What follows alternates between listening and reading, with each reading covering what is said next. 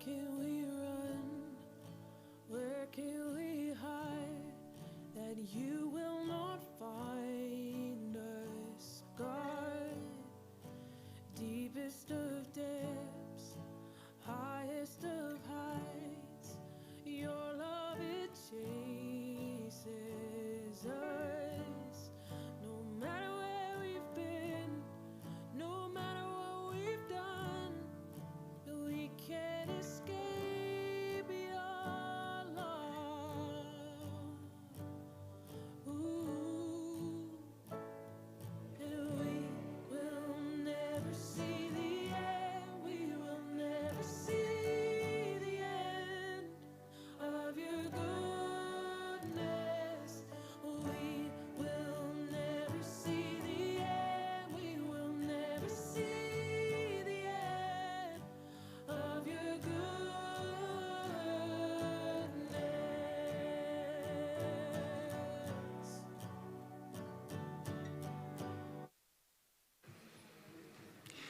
Well, good morning, everybody. We're very glad to have you here. Welcome to Calvary Chapel Frederick, and thank you for coming. We are honored to have Dr. Robert Carter with us. We have, since we began as a church, we have really appreciated the ministry of CMI.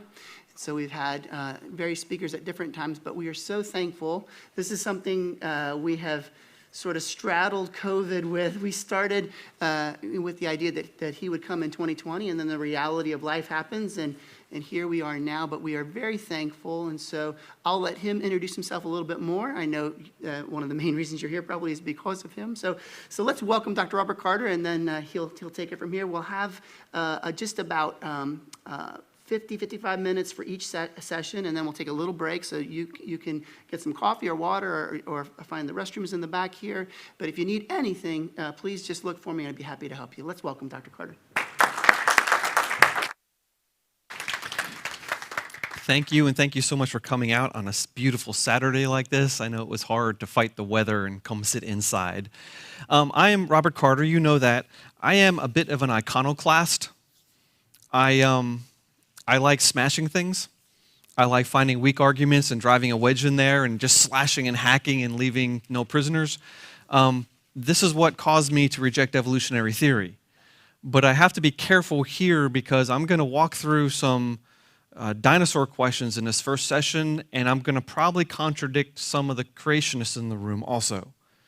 I do this just because I love facts and figures and logic, but I understand that some people have some pet ideas, and some of the things I say might be a little surprising, but that's part of the learning process, right? Okay. I'm also not a paleontologist. I'm just a nerd. I love dinosaurs, and I love rocks and fossils, and I've done a lot of fossil digging. In fact, if you looked at my office, my shelves are filled with fossils that I've pulled. I have boxes and boxes of fossils at home, just sitting collecting dust. It's just something I do, and it's something I enjoy. So as a non-expert, let's walk through some of the things in the Bible that are going to be challenging about this challenging subject, dinosaurs. And we're going to ask questions like, do dinosaurs prove that Earth is millions of years old? Do dinosaurs prove evolution? Did dinosaurs have feathers? Did birds evolve from dinosaurs? Those are questions people are asking. Are dinosaurs in the Bible? That's actually one I'm going to treat very lightly. This is one of the iconoclastic things. I wrote an article 5 years or so ago, and I titled it one thing. My boss made me change it to tone it down a little bit. The title is, Dinosaurs Are Almost Certainly Extinct. And I wrote that because for a long time, some creationists have been talking about living dinosaurs. Mokele Mbembe, the sauropod-like thing that supposedly lived in the Congo, pterosaur-like things that live in some South Pacific islands. And these were worth talking about 30 years ago. But no information has been forthcoming since. And at one point, you just have to say, look, this is a cool idea, and these reports came in, and no one's been able to verify them. Take it and put it aside. There are better things to be talking about. We okay so far? All right. CMI, Creation Ministries International, we are very busy. We have about 30 or more speakers in 7 different offices around the world. We're going to give about Well, this year, starting in August when we start back on the road, usually we give about 12 or 1,500 talks around the world every year. Churches, schools, sometimes universities. We have a YouTube show. We have a Creation Magazine Live show. We also produce an email newsletter every Friday that comes out. If you like to get our email newsletter, it's really easy to do. Hopefully you got one of these. If not, these will be coming around in a minute. This is just a sign-up form on the top. We just ask for a name and email address and a zip code. And the zip code is there so that when we send a guy like me out on the road, we'll email everyone within a certain radius and say, hey, come on, and bring a friend. And we see that happen all the time. People are always showing up at events because they get our email. Also, another way to do it is just take your phone and take a picture of that QR code. I'm going to leave that up for the next couple of slides. This is what the form looks like. The bottom part is a Creation Magazine subscription. We'll talk about that in the second talk. Okay, here they come now. That's why I was getting the blank looks. Okay. First question for you. What's a dinosaur? What makes a dinosaur different than other reptiles? Well, one of the big differences, most things we call dinosaurs, they have pillar-like legs. They stood up. If you look at an alligator or an iguana, their legs stick out to the side. So they're constantly doing a push-up. And if they want to move or run or walk, they do a push-up, and an alligator is going to rest on his belly. Most lizards do that because it takes muscles to hold yourself up. So one of the biggest differences in dinosaurs is their leg structure. They also have different pattern of holes in their skull. So they are a group of reptiles that is distinct from other reptiles. All the dinosaurs, the things we call dinosaurs, fit into that classification. So did you just learn something? Good. Every slide probably is going to be something to learn. Next question. What happened to them? And this is a mystery. This is a huge mystery because dinosaurs were a diverse group of animals. There were dinosaurs. Well, I can't say that flew because the pterosaurs aren't dinosaurs. But there were dinosaurs that ate meat, ate plants, big dinosaurs, little dinosaurs spread out on all the different continents. I mean, a humongously diverse group of animals, and they all went extinct? That's weird, especially considering that living with dinosaurs were turtles. We have tons of turtle fossils because they have those great shells, they're easy to spot. But also crocodilians, even insects like butterflies lived at the same time as dinosaurs. So let's just say the big meteor killed off the dinosaurs 65 million years ago when it smacked into the Yucatan Peninsula. That's the most common explanation. Well, why'd the butterfly survive? Those are very interesting questions. Okay, next question for you. Who can name a species of dinosaur? T-Rex. Allosaurus. Okay, I heard. Triceratops. Stegosaurus. Velociraptor. Hey, we got a dinosaur nerd in here. Do you think that amongst us we could name 20? How about 50? How about 500? 5,000? How many species of dinosaurs were there? Someone take a guess. 100, 1,000, 1,000,000. Pretty close. There's a couple of hundred named species of dinosaurs only. But they come in groups, very interesting groups. Like here's a picture of some of the ceratopsids. That's 11, right? It's 11 species of ceratopsids. Microceratops is not on here. Protoceratops is not on here. But we have this group of animals called dinosaurs and a subgroup that are all similar to each other. And we call them different species. Now you can look at this. They all have some similarities. They have a beak. They have a frill. They have some horns. So when you find bones of these animals, even just a random, like a leg bone, you could say, oh, that's a ceratopsid leg bone. There's enough differences between them and other groups of dinosaurs, you can classify them into a group. How many species of ceratopsids were there? We don't know. Because, as a biologist, I'm going to define species as if two things can interbreed, I'm going to call them the same species. That's Ernst Mayer's biological species concept. Now, there's some arguing about that, fine, but these guys are all dead. We can't breed them. We don't have them in a zoo. But considering the diversity we see in this group, consider diversity in another very familiar group. How many species are standing there? One, gray wolves. Domestic dogs are gray wolves. They're not red wolves. They're not coyotes. They're not jackals. All those things can interbreed. But they're gray wolves genetically. And look what we did to gray wolves over time. So within one known species, we see a lot of diversity, right? And if paleontologists pulled up bones of these guys in the fossil record, they wouldn't have given them the same species name. One reason is Charles Darwin told us it takes millions of years to produce characteristics that great. Okay. So if we have diversity and we have groups, how many groups of dinosaurs might there be? Well, the answer is about 50.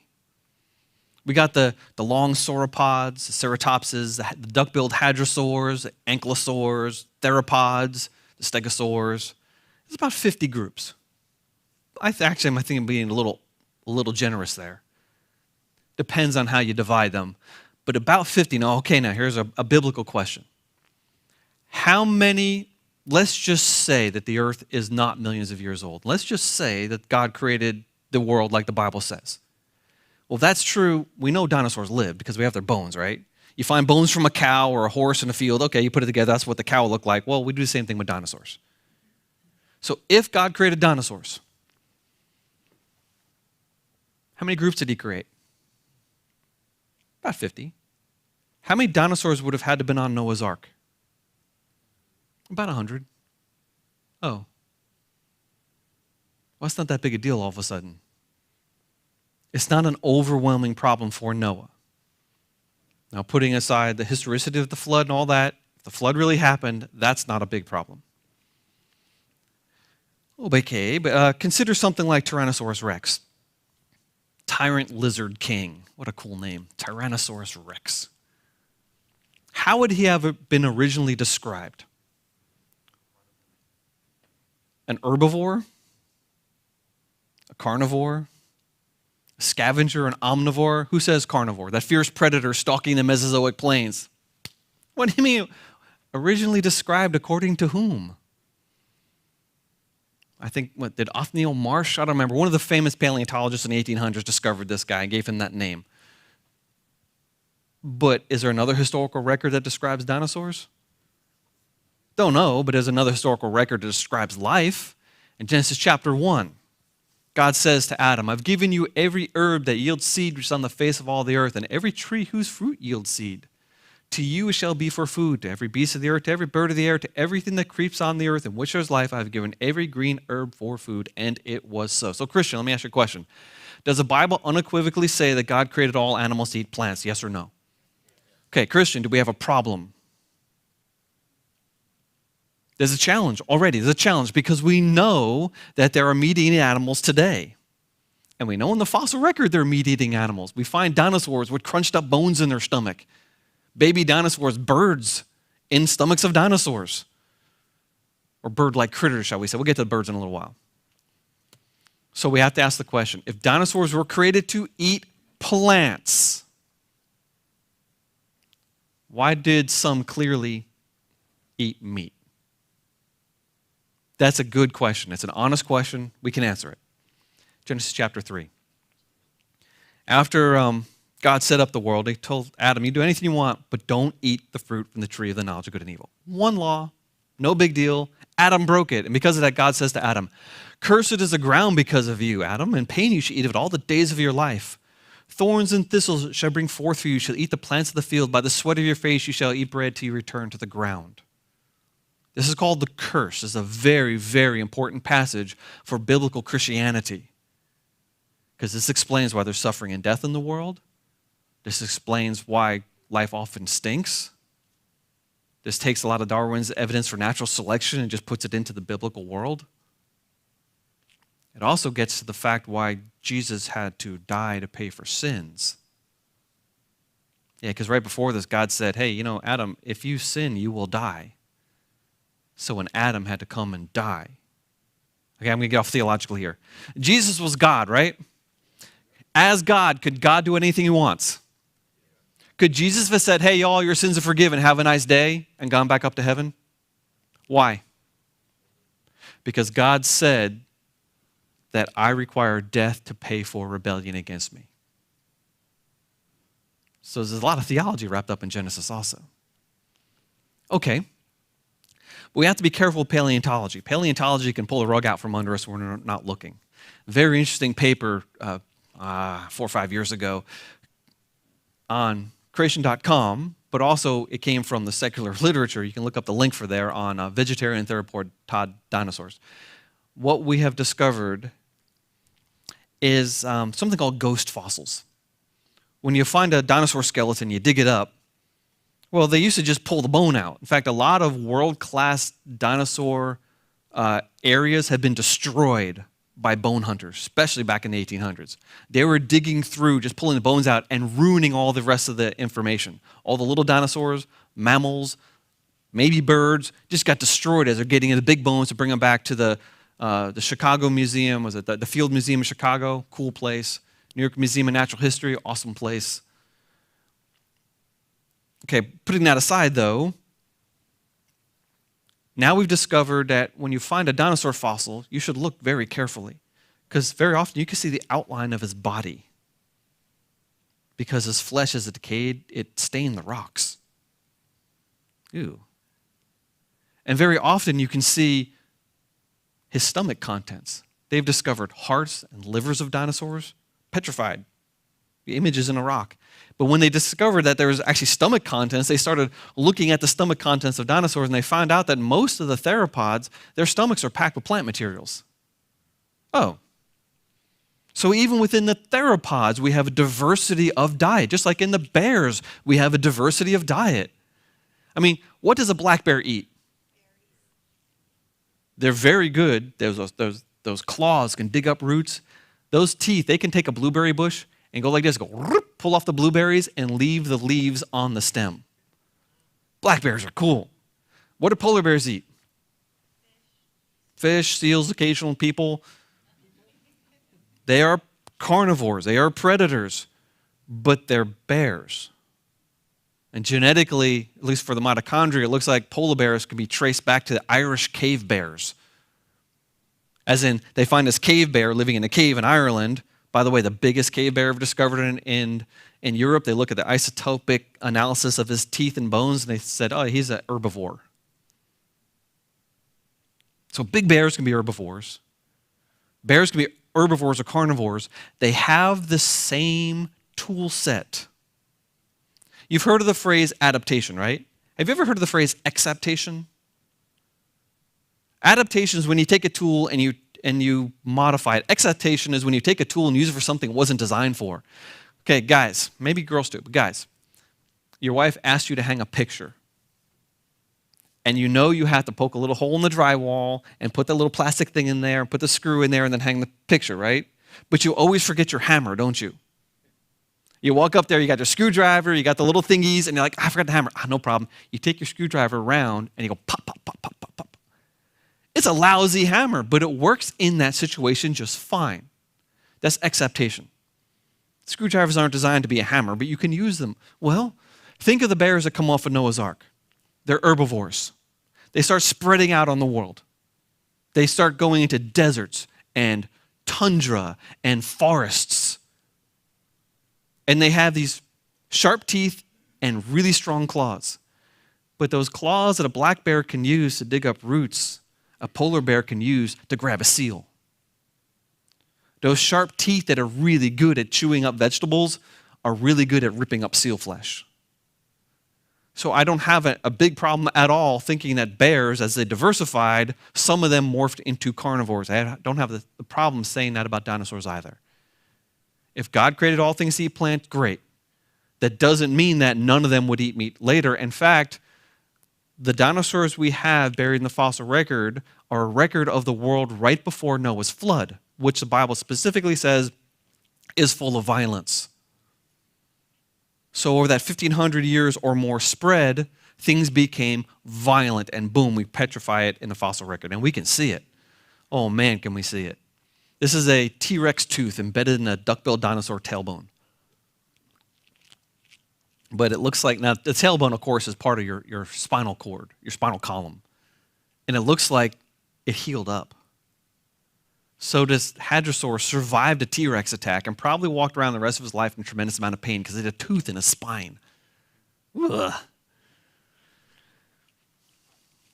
Okay, let's go ahead and ask the question. Did dinosaurs die after a big meteor strike, or did dinosaurs die in a big flood? Okay. Do we have evidence for the flood? In fact, there's a lot of it. We can look for it and we can see it. There's a classic pose. The original, remember the first Jurassic Park movie? Where the guy's out, they're out in the desert and go boom with that thing underground, and on the screen, up pops a velociraptor, right? And he's in that pose. His head is arched back, his tail is arched up. That's a strange pose because when a dog dies out in the field, they don't do that. That's not a normal pose for a dead animal. And yet, so many dinosaurs are found in this pose that paleontologists just started calling it the dead dinosaur posture. And, well, maybe they're asphyxiating, so they're going, That was one of the hypotheses. Sorry, I'm being melodramatic there. But we did not know why they're in this form until there were some scientists who were studying chickens. And they realized if you take a dead chicken and put it in water, it does that. Well, a lot of animals with a long neck, long tail, they have a thing. It's called the ligamentum elasticum. It's a giant tendon that runs from the base of the skull down the spine and down the tail. It's a rubber band.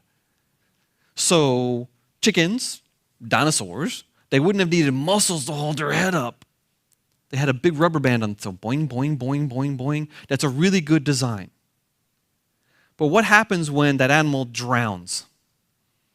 Well, the rubber band is still pulling with the force against gravity, and they don't weigh as much in water, and naturally they would go boing and go into that posture. And so now we're told now that the dead dinosaur posture is pretty much evidence of a drowned animal. And that's really shocking because most of the time when we find a dinosaur, if it's intact, it's in that pose, except for the ankylosaurs. The tanks with the big club on their tail, most of them are upside down. And that's exactly what would happen if you took a big top-heavy animal and put it in water. It would naturally flip over as it sank. So we have lots and lots and lots and lots of evidence of land animals that were drowned. Interesting. All right, next question for you. Are dinosaurs in the Bible? Is the word dinosaur in the Bible?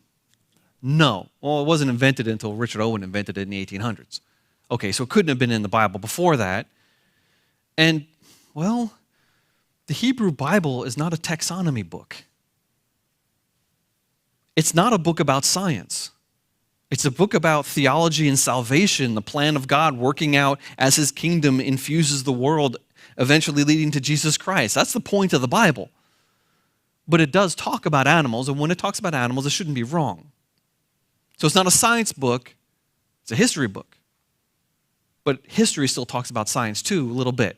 And so the word dinosaur, I wouldn't expect it to be in the Bible. There are some words in the scriptures. In fact, the King James translators in their introduction, 1641, that's not right. 1611, I knew that. In their introduction to the reader, it's a fascinating document. It is amazing. These guys, the intellectual movement of the day, they're like, we're going to translate this into the most modern English we can, Elizabethan English. But then they said, there are some words we don't know because they're only used once. From context, we know it's a mineral. Is it beryl? Is it diamond? Don't know. Or from context, we know it's an animal, but we don't know what animal. Therefore, when you look at different Bible translations, you get to that spot, one might say basilisk, one might say fox, one might say owl. What that means is the translators don't know what that animal is, and they're struggling there. Now, since then, we've found a lot of other Hebrew literature, and we've been able to fill in the gaps in some of those things, but there's still some specific things we don't actually know what animal is being described. However, there are some passages, now some of the more liberal theologians are going to really not like what I say here, because they would take something like Behemoth and say, no, this is just a mythical bull. I don't agree with that at all, but that's a common theme right now. Here in Job chapter 40, this is the end of the book of Job. Now, you're familiar with the book of Job, right? He is plagued with all these horrible things. All these people die around him. He's got sores all over him, and he never curses God. But he's challenging God. He is suing God. The book of Job is a lawsuit. There's a lot of legal language here. And God decides to appear to defend himself. And he challenges Job back. And he asks him all these science questions. You know, the song, the heavenly storehouse is laden with snow. You know that song? Well, that's a Job song. And then he gets to this. Behold, Behemoth. When you see a non-English word in your Bible, what should you do? You should translate it. Well, Behemah, something like that, in Hebrew, means beast of beasts. Behold, the beast of beasts, which I made as I made you. Is that a reference to Creation Week? Huh. He eats grass like an ox. Oh, he's an herbivore. He's got strength in his loin, power in the muscle of his belly. He's a strong animal. He makes his tail stiff like a cedar. Now, I don't care which Bible translation you use. Hangs his tail like a cedar in the King James, make his tail stiff like a cedar in Job. They all use the phrase like a cedar. Now, interesting. There are cedar trees where I live in Georgia. They're scrubby little things that grow up in old fields. There are cedar trees around here. They're not very impressive. But if God had said he's got a tail like a sequoia, what would your brain do? What God did is he chose the largest tree in the Middle East. He didn't say terebinth. He didn't even say oak. He didn't say acacia. I mean, how many trees do you know in the Bible? There's probably 30 or 40 trees mentioned in the Bible. The cedars are the largest tree Job could have possibly have known. And he compared this animal's tail to a cedar. So you can't know that Job 40 is talking about sauropod dinosaurs. You can't know that because it doesn't say that. However, if you were going to troll through all the living animals and all the extinct animals and look for something that fits the bill here, here is a gigantic, strong animal that's an herbivore, chief of all God's creations, and it's got a big old tail. And that's as far as you can go. Okay, another question. How does Noah fit dinosaurs on the ark? Are you kidding me? He took animals like that on board a boat? Well, not so fast. Remember, there's about 50 groups, right? And within each group, there's a lot of diversity. There are sauropod dinosaurs that are smaller than a pony, full grown. And then there's Titanosaurus. There are, within each group of dinosaurs, there's a range of sizes. Noah doesn't have to take the big ones. He could have taken the smaller versions within that group. Or he could have taken a baby.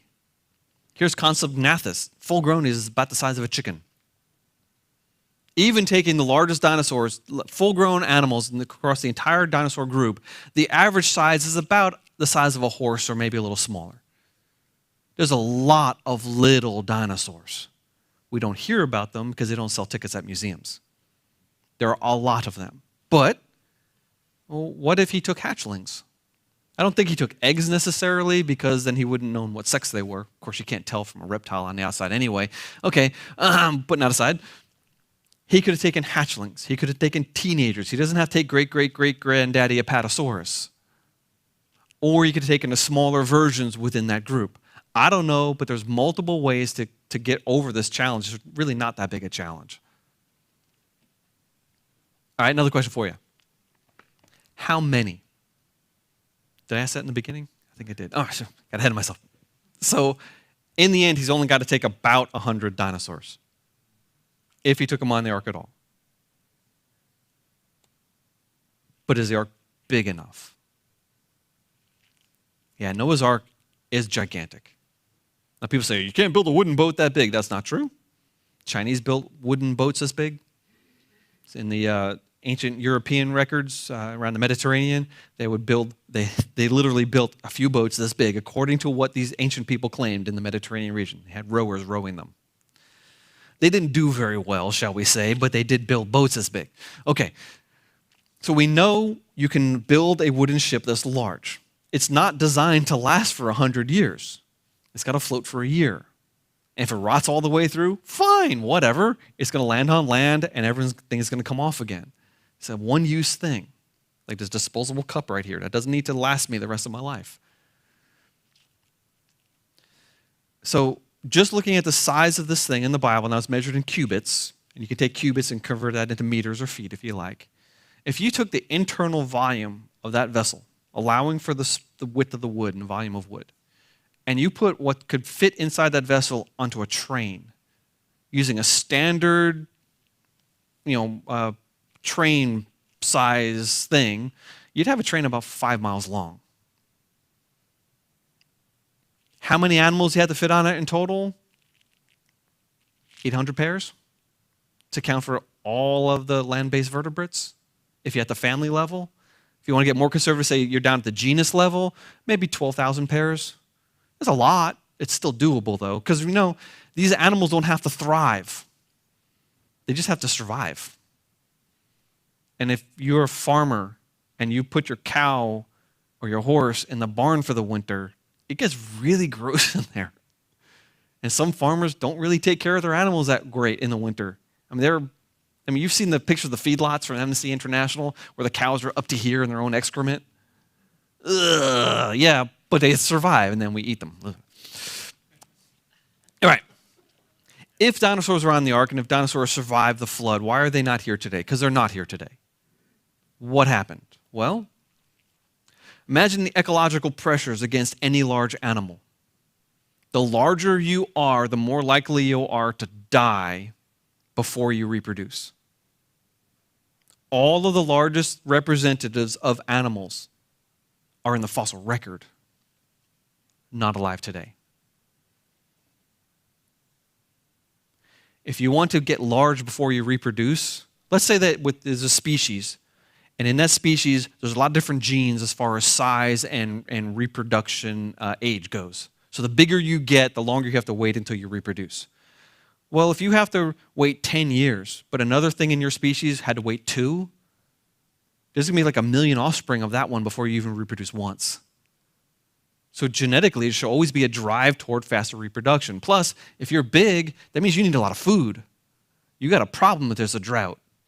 There's always a drive towards smaller, faster reproducing things. And if dinosaurs couldn't handle this, the post-flood world would have been very different from the pre-flood world. That right there could explain extinction already. Notice how I'm throwing lots of possibilities there because I don't know, and neither does anyone. But we have a historical record. I'm just trying to fit these things into the historical record. However, there is at least some evidence that mankind was aware of dinosaurs before we supposedly discovered dinosaurs. Some of these are challenging. Some of the classic ones creationists have used, I'm not going to use because I don't think they're good evidence. But I'm going to give you some of my favorite ones. One is the tomb of Bishop Bell. He died in Carlisle, England in the 1500s. So 600 years ago, this guy died.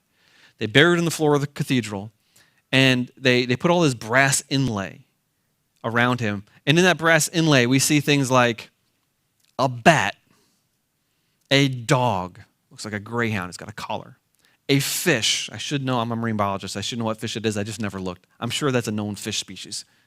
A bird, that's just not any bird, it's a wading bird.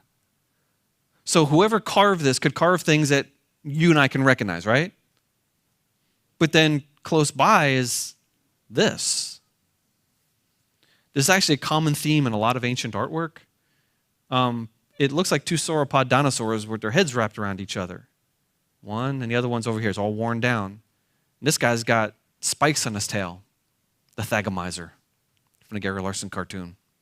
That's an official paleontological word, the Thagomizer. I think 2 species of sauropod dinosaurs had spikes on their tail. Strange. Here is, if I can say this. Spinosaurus. My Spinosaurus, I don't know, Spinosaurus, best way I can pronounce it. Spiky tail. Yeah, here's a Babylonian cylinder seal designed to be rolled on wet clay and had this repeating pattern of these two sauropod-like dinosaurs. In fact, that's really long neck. Really, it's kind of funny, but there's Tanystropheus. I don't know. And then we have Angkor Wat, largest city on earth at the time. The capital city of the Khmer Empire in Southeast Asia. And now that the wars down there have died out, archaeologists have been hacking back the jungle and exposing more and more of the city. And they find in the Ta Prohm temple this particular doorframe that has all these carvings. There's a man, there's a water buffalo, there's a monkey, there's a bird, and there's a thing in the middle that when you zoom up on it. Now, I just watched Dr. Michael Heiser, Christian theologian, saying that no, this is not a sauropod dinosaur for some reasons. He lists all these reasons, and I'm sorry, I just don't agree. Now, Stegosaurus classically had the thagomizer. This one does not, but then again, maybe the tail's cut off. The head is way too big for a stegosaur. Stegosaurs have pretty small heads. But he's got that, he's standing up, he's got erect posture. In fact, around the corner from this, there's another stegosaur, and it looks even more like a stegosaur than this one does. Is it a stegosaur? I don't know. Could it be a stegosaur? Yeah, quite possibly. But I have no evidence that stegosaurs lived up into the 1800s. Or sorry, into the, when was this, 1400s, 1300s, something like that. But if there's going to be evidence, it might be in artwork. How many of you are familiar with pictures like this? Was there an age of dinosaurs? Was there a time on Earth when the Earth was dominated by dinosaurs? This is a picture that I grew up with. Anyone my age and older grew up with this? Notice, there's no birds. There are no mammals. There's no grass. All of that's wrong. Not only have we found grass in the fossil record, I always thought grasses didn't evolve until 35 million years ago, and dinosaurs supposedly went extinct 65 million years ago. That means there's no grasses living with dinosaurs, which is weird because grasses dominate the world today. Found almost everywhere except Antarctica. But no grass in this picture. And then some scientists, how'd you like this for a job? What do? I polish dinosaur poop. There are lots and lots and lots of petrified dinosaur dung piles. Tons. We have tens and tens of thousands of them. You can buy them on the internet. And one thing people have done is they realize, oh, if you look inside this, you can find out what this dinosaur was eating. So you break it, you polish it, and you look at it under a microscope. And lo and behold, all of the major families of grasses are found in dinosaur dung. And yet they're not found in the fossil record outside of that. So the fossil record we have to be careful with. It's a record of things that got preserved, but it doesn't necessarily preserve everything that was there. And this picture specifically is changing radically. This is not correct. Because we found mammals buried with dinosaurs. Found something that looks like a flying squirrel, very similar to one. We found now, a lot of these mammals are not modern mammals. A lot of them are multituberculates. They have tubercles, bumps all over their teeth. They call them multituberculates. But that second picture is a jaw of a platypus. As in, nothing, it's bigger than a modern platypus. This guy would be about twice as big as a modern platypus. But he's got that groove in the jaw. You know what that's for? That's for the giant nerve that runs to the end of the platypus bill so they can detect things underwater using electrical stimulation stuff. And it's got platypus teeth.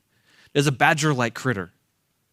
Now, the dates I'm putting on here, MA means mega annum, millions of years ago. I don't believe those dates. Fine, I can still use them because it puts them in context.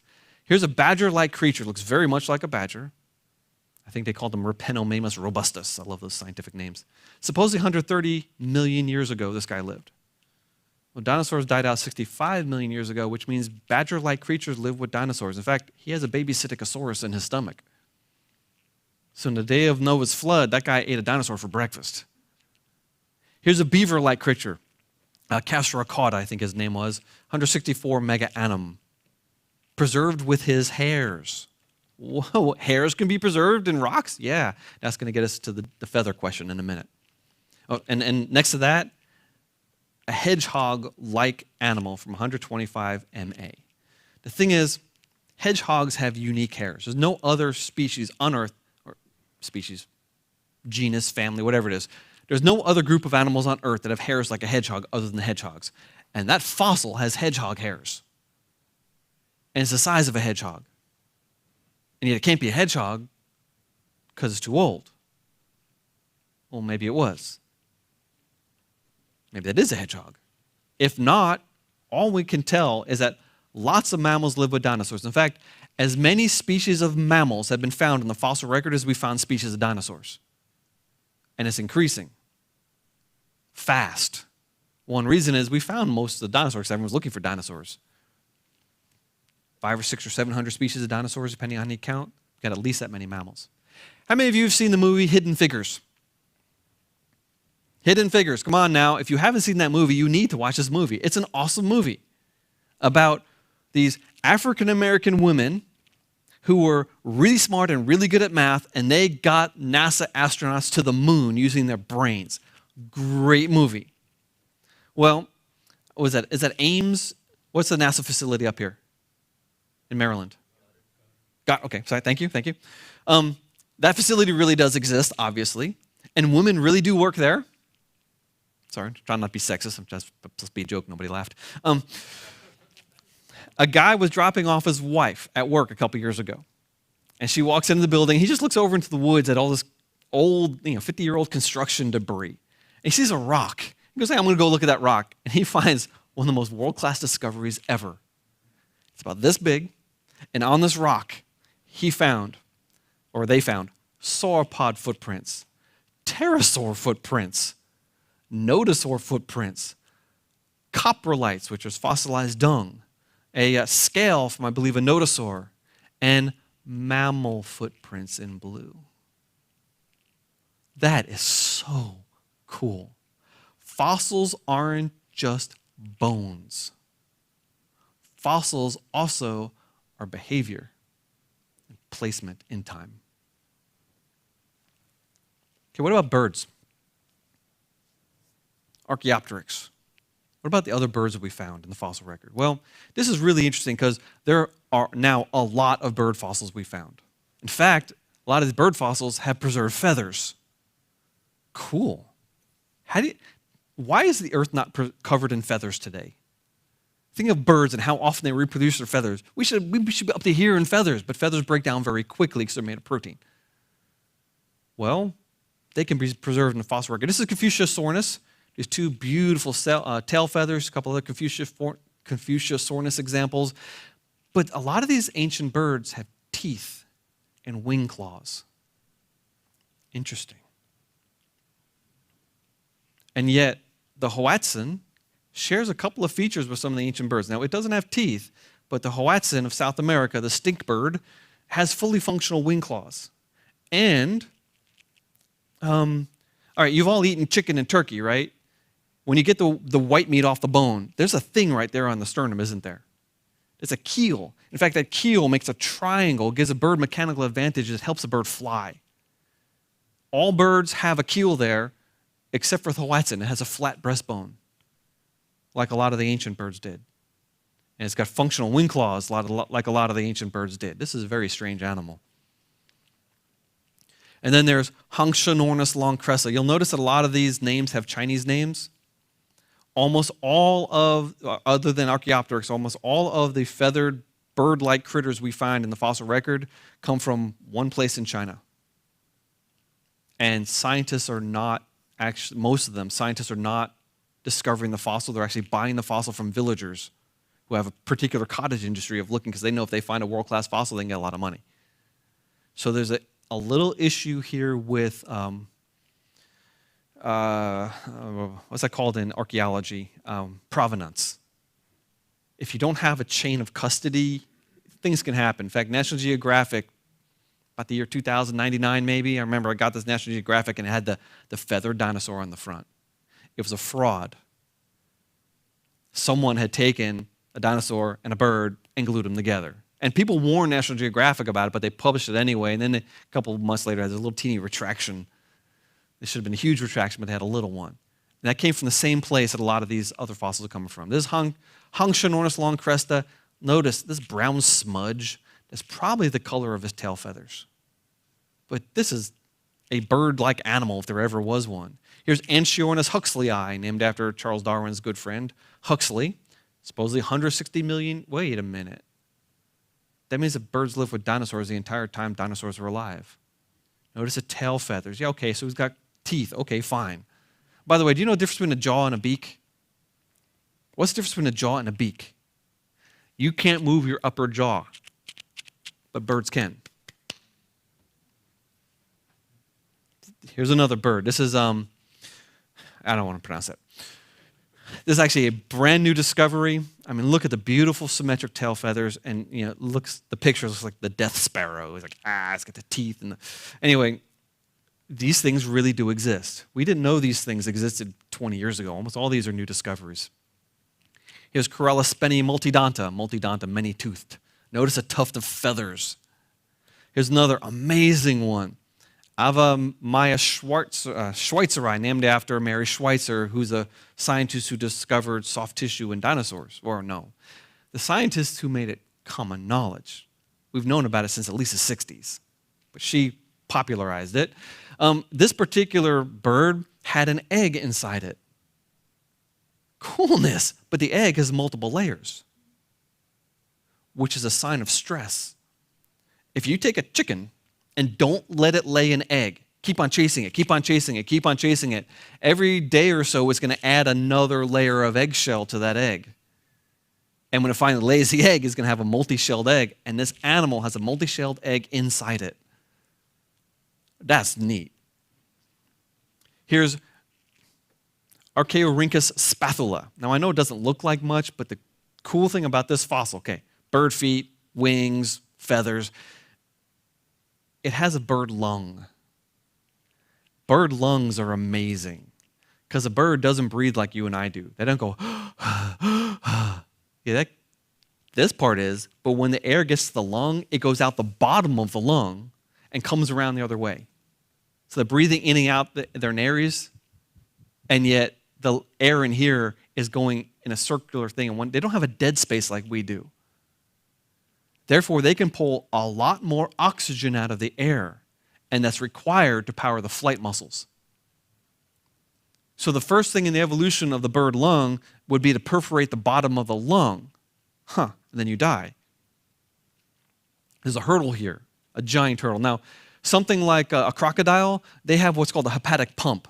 They move their liver in and out, and that forces the air in and out of their lungs.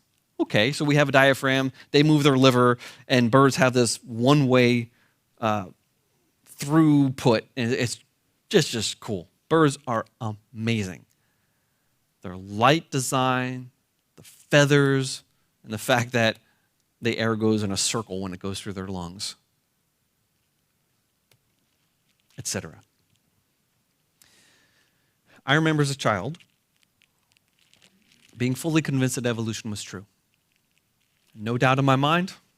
I was a little science nerd. I read all the books. I watched all the documentaries. I just knew it. And I remember even in the 90s seeing things like this. This is a family tree of all the dinosaurs. Look at that. They've got the whole thing nailed down all the way back to a common ancestor. I mean, who can doubt evolution there? Well, Don Batten, one of our speakers in Australia, said, "Hey, Rob, look what happens when they cover up everything they're guessing about. You get 50 family sticks. Diversity within each family. Hardly any connecting links between them." It's a crazy thing. In evolutionary history, the greatest leaps in evolutionary innovation are spanned by the fewest number of fossils. The most experimenting that must have occurred has the least evidence. There's lots of evidence for diversity within a group. Natural selection, change over time, fine. I'm okay with that. But when we dig down into the connecting links, there are only a few. And most of the so-called missing links don't last very long. Now, some of them have withstood the test of time and they're a challenge. Sure, fine. but most of them, the track record for the last 150 more years, is missing links last about 10 years or so, and then they're pushed off to the side quietly, and they start talking about something else. That's the formula that we see. So these red lines, that's the same chart I just showed you. I drew the red lines, and I crushed everything up to the side. And what I'm showing you is the mammals that I just showed you and the birds that I just showed you, where they're found. Mammals live with dinosaurs the entire time dinosaurs were there. Birds, now, some of the ancient birds, a lot of the ancient birds had claws and wings and teeth. Okay, fine. They're probably an extinct group. Hey, let me ask you another uncomfortable question. Are humans mammals? Are we animals? If you want to just scientifically classify us, take out the spiritual aspect, we're going to lump in with animals, mammals, primates. We're going to classify all the way down. I'm fine with that because we have to be more similar to something. If you're going to design a whole bunch of things, we're going to be more similar to something, and we happen to be very similar to chimpanzees. Okay, fine. We're more similar to chimpanzees than a rutabaga.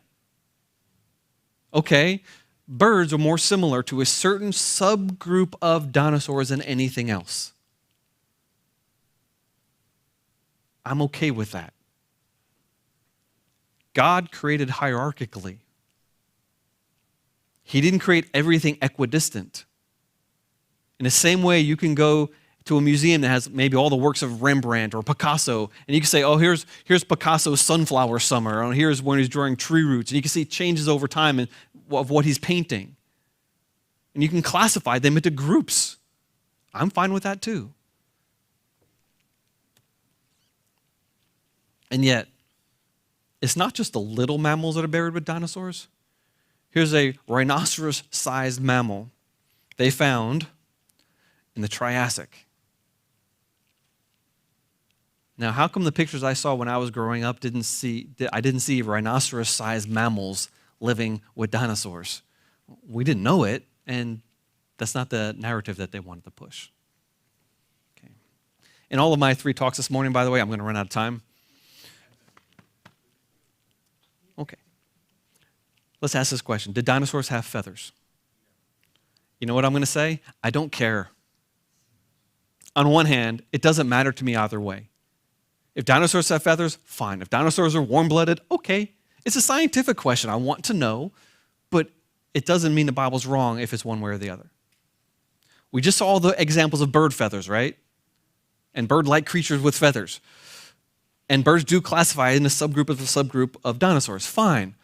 But the dinosaurs themselves, the evidence of feathers is weak. Here's Sinosauropteryx, a poster child of the feathered dinosaurs. They beat us over the head with this for over a decade before someone looked very closely. Now, some people don't agree with him, but someone looked very closely under a microscope and said, wait a minute, we can see the animal's skin, and this fuzzy stuff along his back is actually underneath the layer of skin. Not feathers then. On top, let's just start at the bottom. On the bottom, the wing of a turkey vulture.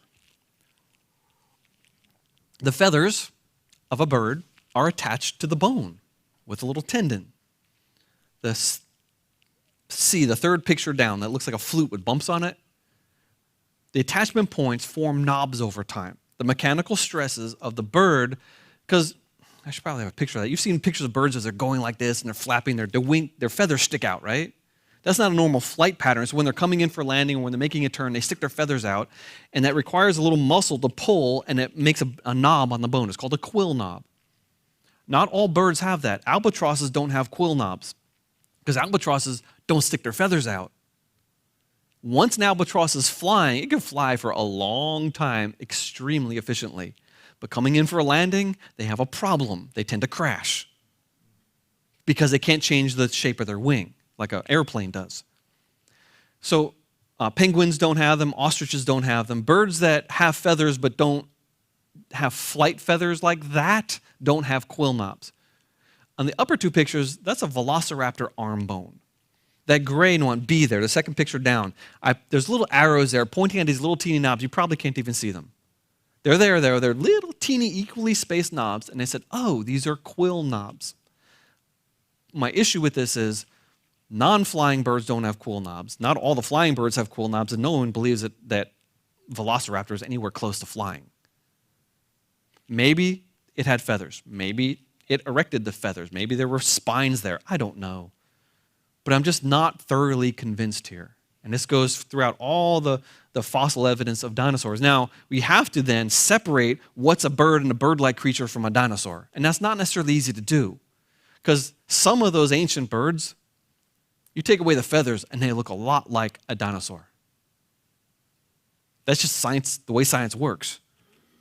But T-Rex didn't have feathers. Here's multiple different skin impressions from Tyrannosaurus, different parts of his body, no feathers there. I'm going to skip over this. I already kind of said that. We could just skip over the Burmese feather because that could be actually, here we go. Let's get to the soft tissue. If dinosaurs died out millions of years ago, there should be either petrified bone, meaning permineralized, bones that have minerals soaked in and recrystallized, or nothing. Because calcium is not going to last for millions of years in the ground. It's going to dissolve away or get eaten by bacteria. Proteins are not going to last. DNA is not going to last. Soft tissue is not going to last. Cells should not survive. Two friends of mine, they published this in Acta Histochemica, electron microscopy of a Triceratops horn that they harvested from the Hell Creek Formation in Montana. And there are intact cells there. These are osteocytes. That's exactly what it looks like. All these bumps, that's an osteocyte. Well, cells? No. Yeah. Well, here's some of Mary Schweitzer initial pictures. Tyrannosaurus rex leg bone. Hell Creek Formation again. It stank. You ever see the movie The Mummy? Brendan Fraser? Stupid movie. But you know when they open up sarcophagus, he goes, oh, it's gooey. Why was he surprised that the mummy was kind of gooey after so long being buried? Because it should have dried out and rotted away a long time ago. Same thing with these dinosaur bones. But we have tissue, blood vessels, things that look like red blood cells. By the way, reptiles have nuclei in their red blood cells. You don't. So is this just bacteria that are growing inside the bone? Doesn't look like it. They produce several pictures of cells a couple years later. Now, on the left, these are cells that are stained with something called DAPI, something I've used in the laboratory. It's a flat molecule that's fluorescent, and it sticks into the DNA double helix. And then when you wash it with water, the stain will stay in the DNA and wash away from the rest of the cell. And if you shine ultraviolet light on it, it fluoresces green. And it lit up what looks like a nucleus, which means intact DNA. Just this week, a paper claimed they found chromatin in dinosaur bones. I should have put this in here. Chromatin is the DNA wrapped around a protein complex that's found in all animals. Well, it should not be there, and yet they found evidence, which means that bone wasn't fully permineralized because it would have destroyed the DNA. And then they soaked it with a stain and it lit it up. But bacteria have DNA. Maybe it's bacterial contamination. Well, that's what the right two pictures are for. They stained it with a stain that stains the protein histone. That's the thing your DNA wraps around in your nucleus. And it lit up what looks like a nucleus. That's not bacterial contamination. A lot of this is documented in the book Dire Dragons out there by Vance Nelson. Fantastic book. I highly recommend that. Really interesting. Even radiocarbon results and reproduction of a letter from the radiocarbon lab at the University of Georgia. Dear Mr. Nelson, don't send us any more samples. Exploring Geology with Mr. Hibb is a kid's book. Now, it's a cricket. It only has 4 appendages. Anyway, it's cricket, and he's going through the world asking questions about rocks and minerals and fossils. I actually learned stuff reading this that I didn't know. So it's actually an adult book masquerading as a kid's book. Shh, don't tell the kids. It was so popular selling, we came up with another one called Exploring Dinosaurs with Mr. Hibb. They're both on the table out there. We have the starter pack. There's a whole pile of these out there. Comes with the Creation Answers book, which is it's going to answer 99% of the questions we get. We wrote that on purpose. And then Refuting Evolution is the #1 best-selling creation evolution book ever written. It actually takes a list of evolution that the National Academy of Sciences put together, and it uses 8th grade science to answer it. When I was teaching high school, I received a copy of this thing from the National Academy of Sciences. Every teacher in the country received it. I was borderlining on creation at that time. I was really wrestling and struggling, and I didn't know that my now friend and colleague, Jonathan Sarfati, was writing a book to refute this, and that's a powerful book. The pack also comes with a DVD. Here's Evolution's Achilles heels. We did nothing but interview PhD scientists that believe the Bible, and we asked them a very interesting question. We said, okay, hey, nerd, tell us, in your area of expertise, what can evolution not answer? And they came up with what we called Evolution's Achilles heels, a book and a double award-winning documentary, won awards at 2 different major Christian film festivals. Very, very happy about that. In fact, Mike Huckabee's documentary, we were second place to Mike Huckabee's. Oh, man. Anyway. Busting Myths features interviews with 30 different PhD scientists who believe the Bible. Most of these people are at one point atheists. Almost every person here struggled, had some major crisis on this issue. And some of these people have done some really excellent science. Some, patents and important things. That's in that book. But I'm going to leave you with this. In fact, I'm going to end each one of my 3 talks this morning with 1 Peter 3:15. In fact, one of them I think I might start with it. In your hearts, honor Christ the Lord as holy, always being prepared to make a defense to anyone who asks you for a reason for the hope that's in you. Yet do it with gentleness and respect. Because you know what? Harsh and sarcastic facts shouted in anger just make you look like a jerk. It's hard to answer peaceably. Now, this is not saying don't ever make a whip and go into the temple. It's saying when someone asks you a question, answer the question as best you can. And a lot of times you're not going to know the answer to the question. So you know what you do? Sorry, I don't know the answer. Might as well admit it. But I'm going to go look at creation.com and I'm going to come back tomorrow. I'm going to keep on talking. And one reason why that's a fine answer is because they don't usually expect you to come back. And friendship evangelism is profound. People working with me, asking me the hard questions over a long time brought me to Christ, brought me to creation. Christ, of course, being the most important part. We can do it, but we have to learn a lot. And that's why I guess why you're here this morning. All right, I'm going to stop. We're going to take a 7-minute break. Is that long enough? I think we might do questions afterwards because this is going to be 3 hours of me talking. It's going to be hard, right? Can we handle that? Absolutely. All right. So I don't mean to disappoint you, sir, but we got to take a break. I can get some more water when I come back again for what Darwin didn't know, a history lesson. Thank you all.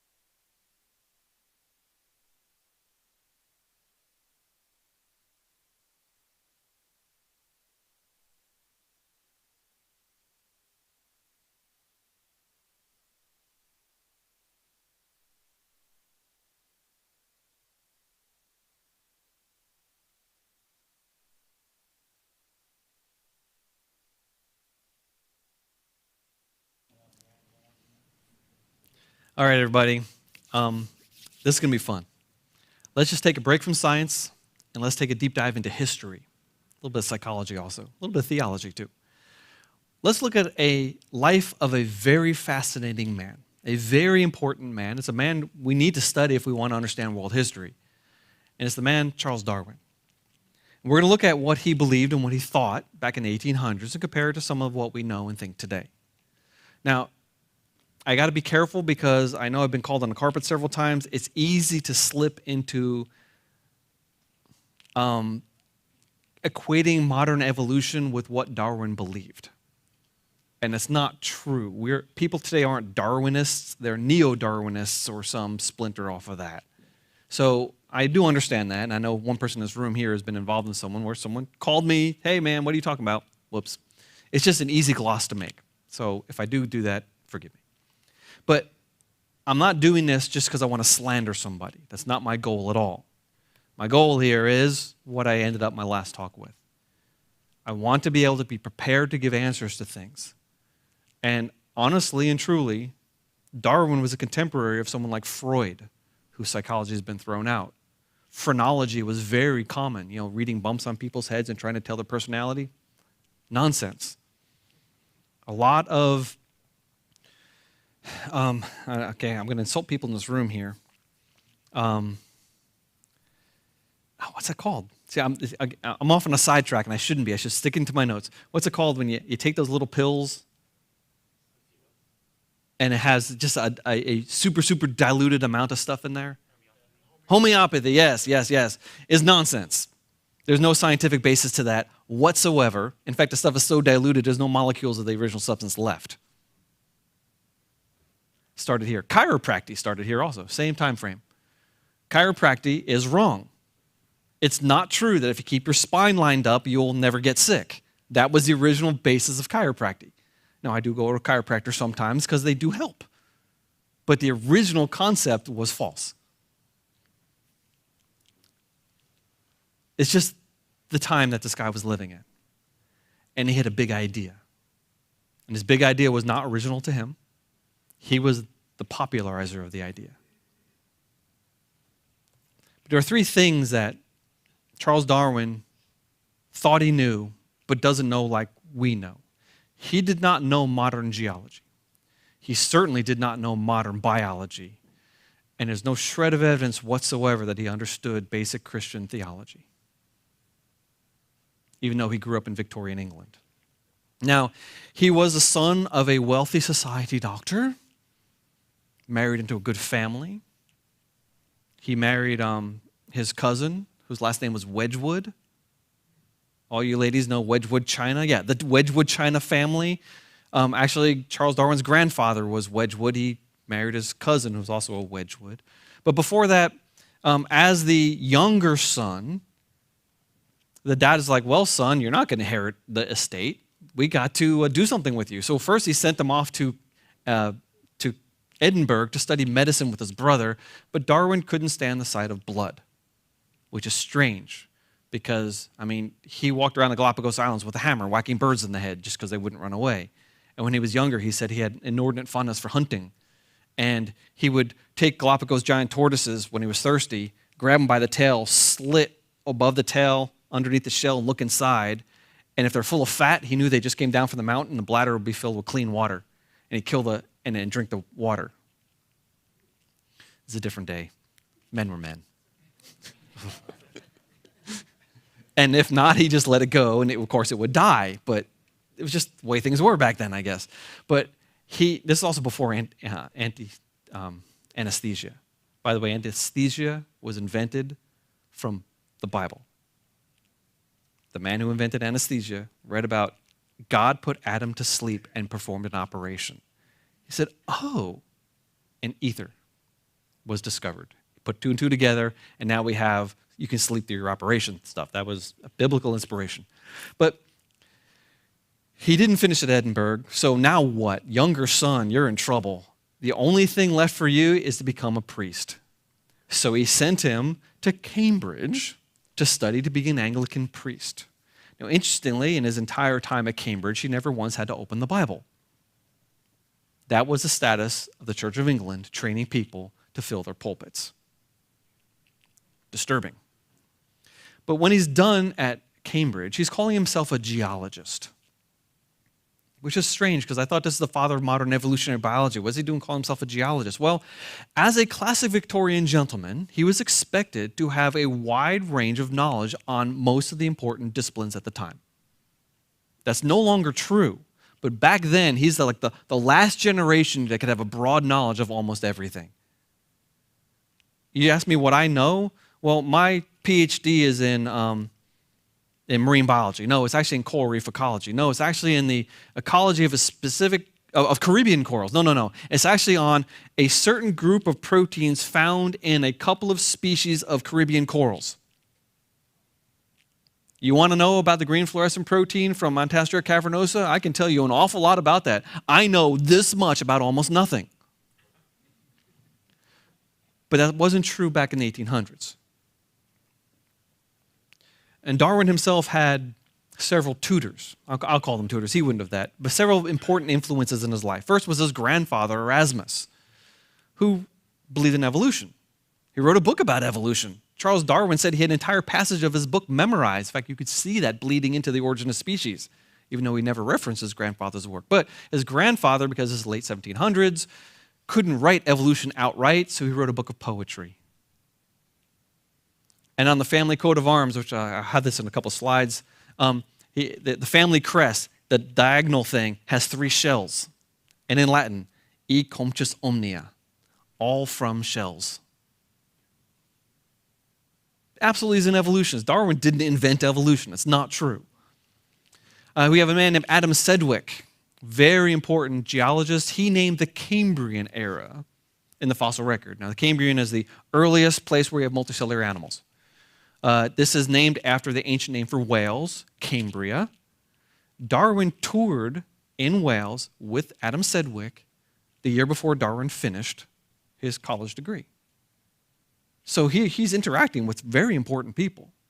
And so Darwin's thinking, I'm a geologist now.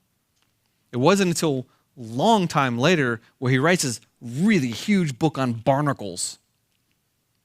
Basically, it's his postdoc in barnacles. And that's what gave him the spurs where people say, okay, now you're a biologist. Another important, by the way, Sedgwick was a Christian, but not a young earth creationist. He would be called what we call a catastrophist. He believed in millions of years, and a catastrophe happened here and put down these fossils, and a catastrophe happened here and put down these fossils, and a catastrophe happened here and put down these fossils, and the last catastrophe was Noah's flood. Even though he probably didn't believe in a worldwide flood, I'm not sure. But he basically gave Darwin a falsifiable biblical model. It didn't last very long. Along comes Charles Lyell, the lawyer, pretending to be a geologist. And back then, you could cross-discipline pretty well.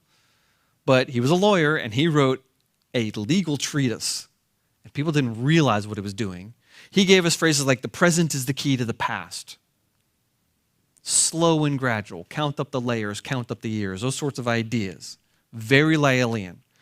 And Darwin was given a copy of the first issue, the first volume of the Principles of Geology by Captain Fitzroy, the Christian, the later anti-Darwinist, when Darwin got on board the HMS Beagle. He was, I think, the 3rd choice. In Victorian society, the classes didn't mix. And Captain Fitzroy was upper class. He couldn't even have a polite conversation with any sailor on his ship. And he was going to be on that ship for years. So they wanted a dinner companion for the captain. Charles Darwin was the 3rd choice. He wasn't the ship's naturalist. No, that was the doctor. He was there to talk to the captain so the captain wasn't lonely, which meant that here's this rich kid fresh out of college with all the time in the world. And like I'm a kid in a candy store, walking around the reefs on Tahiti trying to explain coral reefs, walking around the jungles in South America, going to the Galapagos Island. I mean, man, I would have killed for that position. A little embarrassing just to be the dinner companion. But at the same time, he's collecting samples. He's sending things back to England to be identified. See, he's not a biologist, right? He's collecting biological samples for the biologist to look at.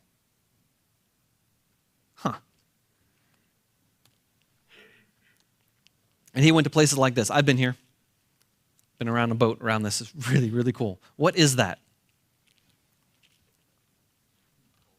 It's a rim of a volcano. All of the Galapagos Islands, like one of the Galapagos Islands, all the Galapagos Islands are volcanoes. Notice that it is more eroded in the south than it is in the north. All of the islands in the Galapagos slope toward the south because the wind and all the weather blows from the south. And so you get more erosion here, and when you have a high island, the deserts are on this side because you get a rain shadow. Darwin went here during, we would call it now, a La Nina cycle, the very dry cycle. And these are deserts. Now, during El Nino, these islands turn green. Get a lot more rain at some periods than others. But he's looking at these desert islands and saying, wow, erosion is very slow, millions of years. He's using Lyellian geology because Lyell taught that the reason you find like clam fossils on top of continents is the continents slowly rise and slowly sink over time. So they sink, the ocean comes in, then the land rises, and the ocean goes away. And that was his idea, vertical, we call it tectonics today. Now, Darwin was thinking that also. People today don't believe that. No, we believe in horizontal movements. Now, the rate of the movement is questionable. The creationists have this model we call catastrophic plate tectonics, which is mathematical, has great evidence for it. Love this idea. Don't know if it's true, but I love the idea that once you start tectonic movement, you don't get the plates moving at the rate your fingernails grow, but they move at walking speed until the energy runs out. You can go look on creation.com. Fascinating. But the Galapagos Islands are right here at the junction of the Pacific, the Cocos Plate, the Nazca Plate, I think. One of the places riding down, and because the oceanic lithosphere is lighter than the mantle, as it starts melting, it bubbles back up as volcanoes. Really cool. But Darwin the geologist was basing his future views of evolution, in part, strong part, on ideas of geology that no one believes anymore. And he went to places like the Santa Cruz River in Argentina. And he had the sailor, because he's a rich guy, right? He doesn't do any work himself, but he had the sailors row him 120 miles upstream. He was trying to cross over South America, like the Straits of Magellan. Because if Lyell was right, every time the continent sank, the ocean would have eaten more of the continent and made a line there, just like the Straits of Magellan. It's a river, man. It starts at, but no, he thought it would go all the way across. And they ran out of food, so they had to turn back. He never got to the end of the river. And if he had seen the Perito Moreno Glacier, he might have said, oh, well, that was wrong. And he said things like, no action of any flood could have possibly have carved the Santa Cruz River Valley. It's like a couple hundred miles wide and 50 to 100 miles long and 50 to 100 miles wide in places. And some of it's carved through really hard basalt. And a river doesn't carve through basalt. So no action of any flood, Noah's flood, could possibly have carved this, he said. Except geologists today believe that this river valley was carved catastrophically toward the end of the Ice Age because the glacier used to be about 1 kilometer higher. And as it was melting back, a giant a pool of water formed behind the glacier, and the glacier failed, and the water cascaded downstream and carved this gigantic canyon in one go. That's a common theme in even secular geology today. So again, his slow and gradual evidences of geology are going to play into his slow and gradual views on biology, but the evidences he was using were wrong. He also didn't understand sedimentation. Sedimentation is an interesting thing. I mean, look at Grand Canyon. Look at all these exposed layers. Notice how flat they are. Some of these layers appear where I live in Georgia. In fact, I want to go get a picture of me in front of the sandstone near my house, an hour north of my house, and say I'm standing in front of the Grand Canyon. Because it's the same layer. For a long, long time, we had the upper right-hand side model. It was believed that little particles slowly sinking out of the ocean would slowly build up and make layers in the bottom. So like something like the White Cliffs of Dover. That layer, by the way, I think it runs all the way to the Republic of Georgia, but definitely appears in France, other places in Europe. But it's made of coccolithophore shells. A coccolithophore is a little teeny thing that lives in the ocean, and the shells are so small that when you look at them under a microscope, they wiggle. Because when water molecules bump into them, it moves it. And they estimate it would take about 100 years for a single coccolithophore shell to sink to the bottom even of a shallow sea. So how do you get the White Cliffs of Dover? Massive limestone made of coccolithophore shells with flint embedded in there, which is kind of weird, but massive deposits of almost pure coccolithophore shells. It would have taken millions of years to form this, right? Actually, no. This paper from Science, 14 years ago. Wow, I didn't realize that. By McQuacker and Bohax. Mudstones, which is most of the fossil record. Shale, limestone, those are mudstones. Can be deposited under more energetic conditions than widely assumed, requiring a reappraisal of many geologic records. What they realized was even the little teeny particles, when they bump together, they form a larger particle, and they flock out. And so you can get flows of particles falling from the ocean, just poof. And you can have all those particles stripped out of the water column very quickly. So it's a totally different argument now. But also we have work by a creationist named Guy Bertalt. I think it's the University of Colorado who's running these experiments. Take black and white sand of different densities and mix them together. You have gray sand. But pour it into water, like in this graduated cylinder on the left there. They spontaneously form density bands. Oh. Or take a flume of water flowing and pour the sand in the top as the water flows. It spontaneously forms laminations. In fact, some of these, you can see cross-bedding. Where's my, there you are. What happened to my pointer? Laser pointer. You can see cross-bedding in some of these. In fact, what we witnessed in these experiments is that some of these layers, they don't form sequentially. They form at the same time. You get an angle of sand and is moving this way. Particles are falling off here and doing that, and you have multiple layers forming simultaneously. And then go to some place like Mount St. Helens and look at this layer of ashfall that happened in June of 1980.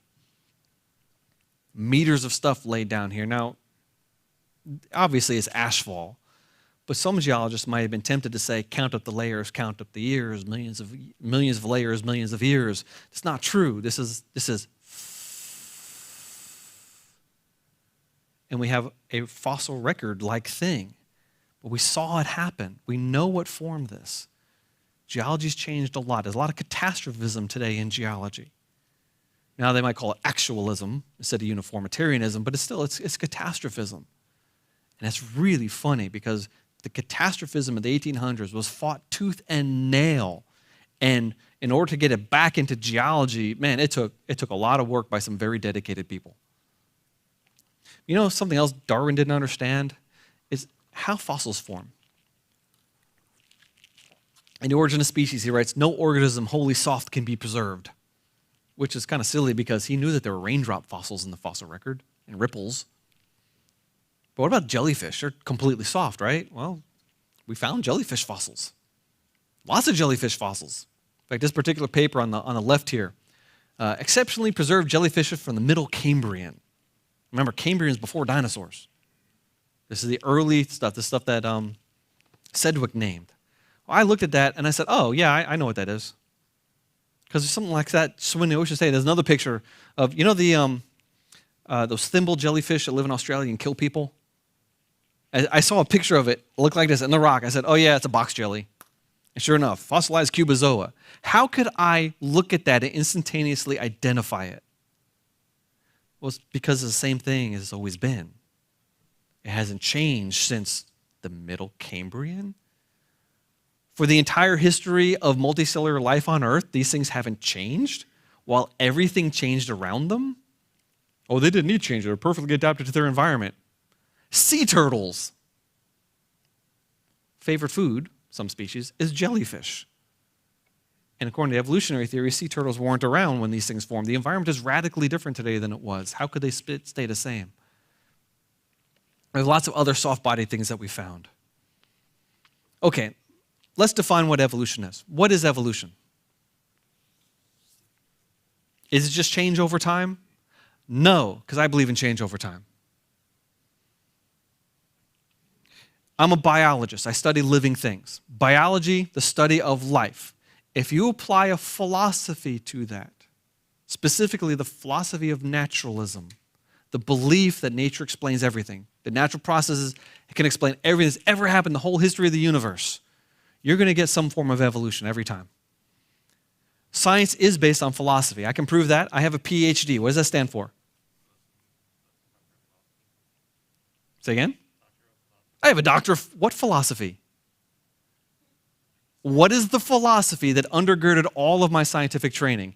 It's the philosophy of naturalism. Now, interestingly, naturalism is a wonderful science for the laboratory. It's a terrible science for origins. In fact, naturalism came out from Christian philosophy because Christians said, wait, there's a God who created, who's a constant God. He's a lawgiver. He never does anything against his own nature. He's not fickle like the Greek gods. Well, the universe should be believable, trustable, regular, and follow law. That was the birth of the modern scientific movement right there. But naturalism plus biology is evolution. I'm a theist. I believe in God. If you take belief in something other than just nature and apply it to biology, you're going to get some form of creation. Now, if you ask me what form of creation I believe in, you put me in a corner, you call me a young earth creationist. I don't like that phrase. Some people try to say biblical creationist. Okay, but that's me. Now, why do I think the earth is that young? It's because as soon as you remove naturalism, all bets are on the table. Anything can be true. In fact, even scientifically, you cannot prove that God didn't create the universe this morning and fill your mind with false memories. That's not something you can disprove. It's impossible. Philosophy and science are wrapped up together and you cannot separate them. Now, do I believe that? No, because one, I don't have any evidence for that and I have a historical record and I trust God.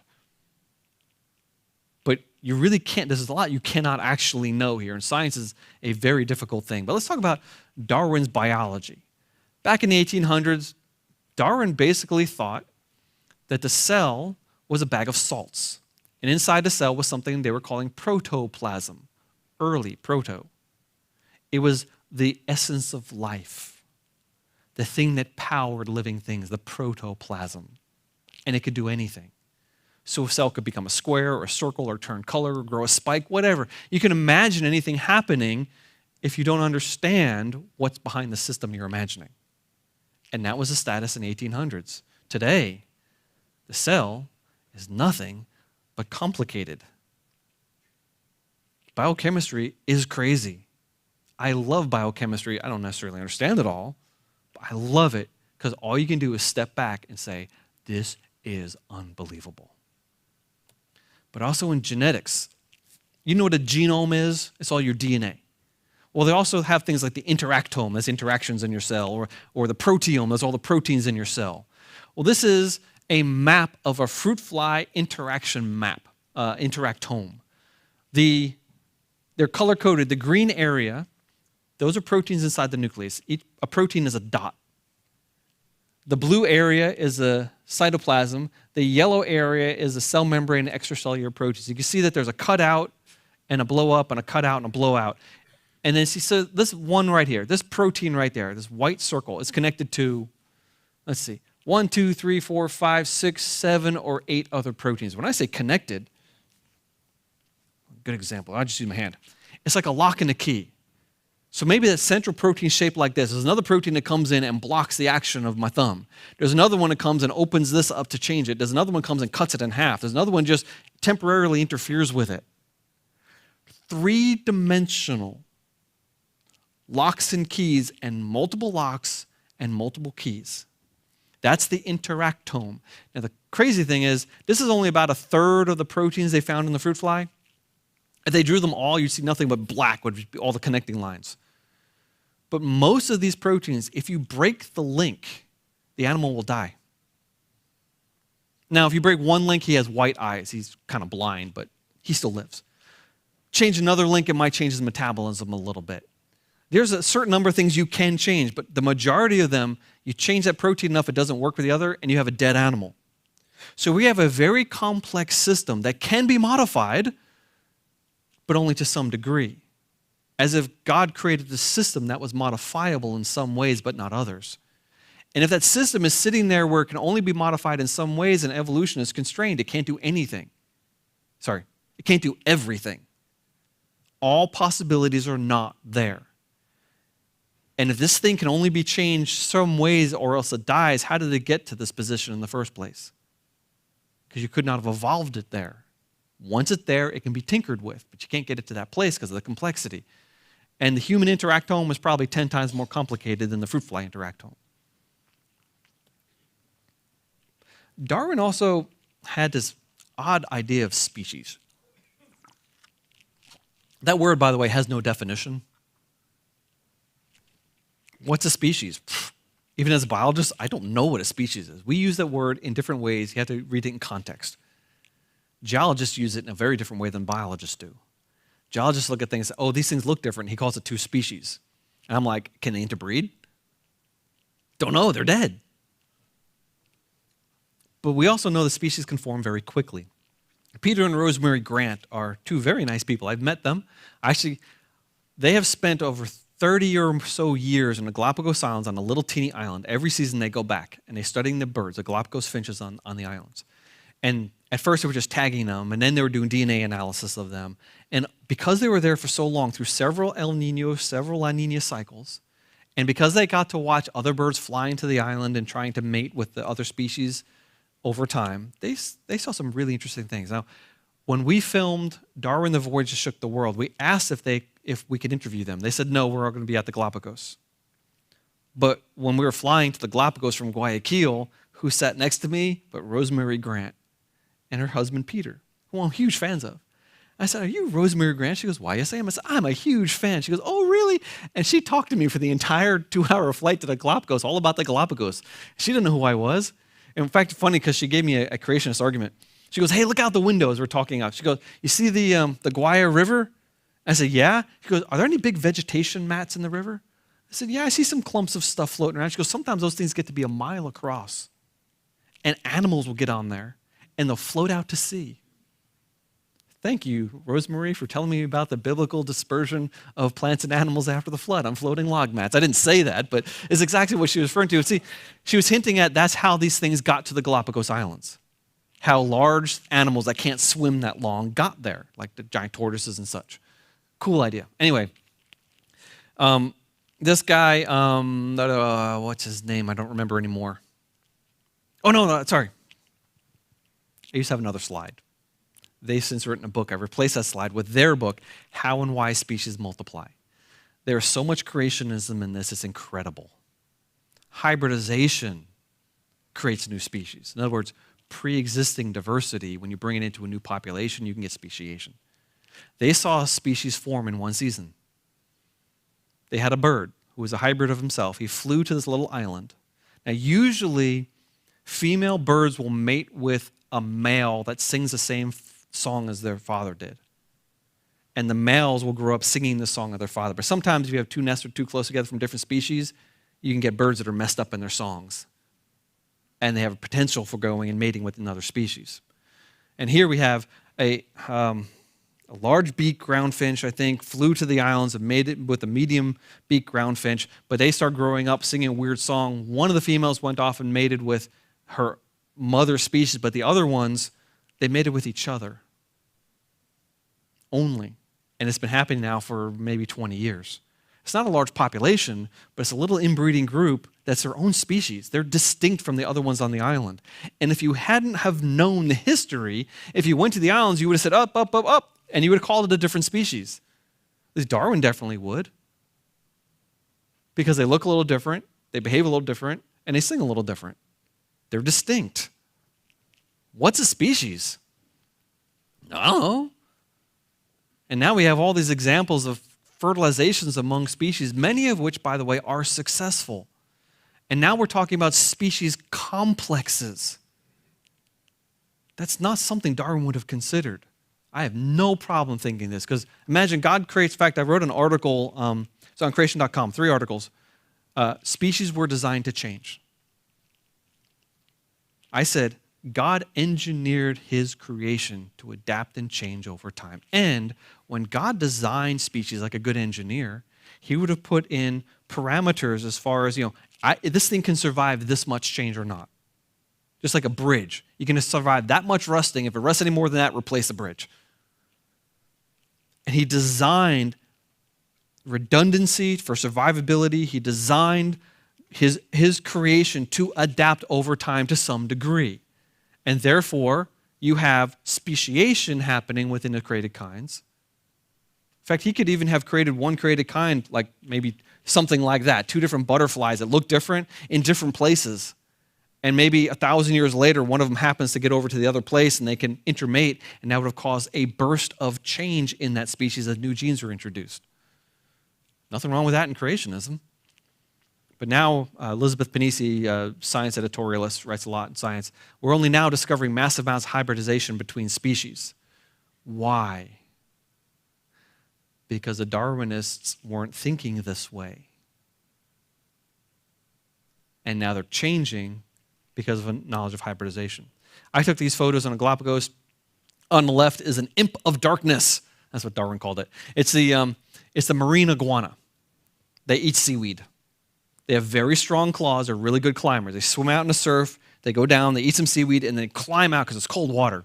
And they're cold-blooded, so they can't stay a long time in the ocean. They climb out, and they sit there and warm in the sun. So they spend most of their time just sitting in the sun. Over here, we have the land iguana. It will not go near water. Darwin tried to chase one into the water. There's nothing he could do to get it to go into water. They don't like water. They just sit under the cactus and wait for a flower to fall, and they eat it. And then you sit under cactus. And the big one's underneath the biggest cactus. Really cool. Really fascinating animals. They're supposedly been separated in the evolutionary model for 3 to 5 million years. That's about as much time as they say that humans and chimpanzees have been separated. And we're definitely different species, even the evolutionary model. So these guys should never, ever be able to interbreed, except when a grad student went out, the first island he looked at, he found a hybrid. Now, at the time when I was there, this hybrid, first of all, was a really good climber and didn't like water. So it was a hybrid of the 2 parent species. But it didn't just sit under the cactus waiting for a flower to fall. It climbed up the cactus over the big spikes and ate whatever it wanted. We don't know, I don't know if this is reproductively compatible. It could be like a mule, or it could be able to reproduce with one of the other species. I don't know. And the animals there, when we were there, were just reaching reproductive age. But this was in 2008 when I was there. I just haven't followed it up. Hybridization happens. On the left, top left here, someone took a wolf and bred it with a dog, and then took the puppies and mated within themselves. And look at that. They got a mutt, a lab, a wolf, and the shaggy DA. That's an old Disney joke. Anyway, sorry. Someone wrote a book about wolf dogs, living with wolf dogs. If I wrote that, it'd be like, Living with Wolf Dogs, Dr. Robert Carter, page 1, not recommended, the end. In the middle, there's a coy dog. There's a problem they're having in Canada right now. There is a group of dogs that are hybrids between wolves, dogs, and coyotes. They're big, they're aggressive, and they're not afraid of subdivisions. On the bottom is a Sulamov dog. The Russians bred these by taking a husky and breeding it with an African jackal. And they got a bunch of mean dogs, so they bred them into huskies again. The Sulamov dog can smell at below 0 temperatures. Huskies have a lousy sense of smell. Jackals have a great sense of smell. So they bred the ability of dogs to smell in sub-zero temperatures, and they use them for searching for drugs at the Sheremetyevo airport. Cool. So look at what we're looking at here. Different species hybridizing and producing fertile offspring. Why? Because it's all one created kind.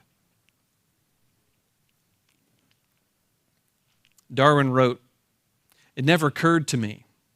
Now, he's using fancy phraseology here. The productions of islands, the species that is, only a few miles apart and placed under the same physical conditions would be dissimilar. I therefore did not attempt to make a series of specimens from the separate islands. In other words, he went to the islands of Galapagos. He's collecting birds. He didn't bother to write down what island he collected them from. Captain Fitzroy, the Christian, is collecting birds, and he wrote down which island. So the guys back in the London Museum took Darwin's finches, used Fitzroy's finches to sort Darwin's finches, and then called them Darwin's finches. Anyway, he's trying to correct his record, and we can see in his own writings, over time, his story morphs as he's trying to defend his record of why he made this giant rookie mistake. But I can't totally fault him for that, because I could easily have done that, especially if I was just collecting things for the biologist and I was looking at rocks. I wouldn't necessarily have thought how important this was, and he didn't.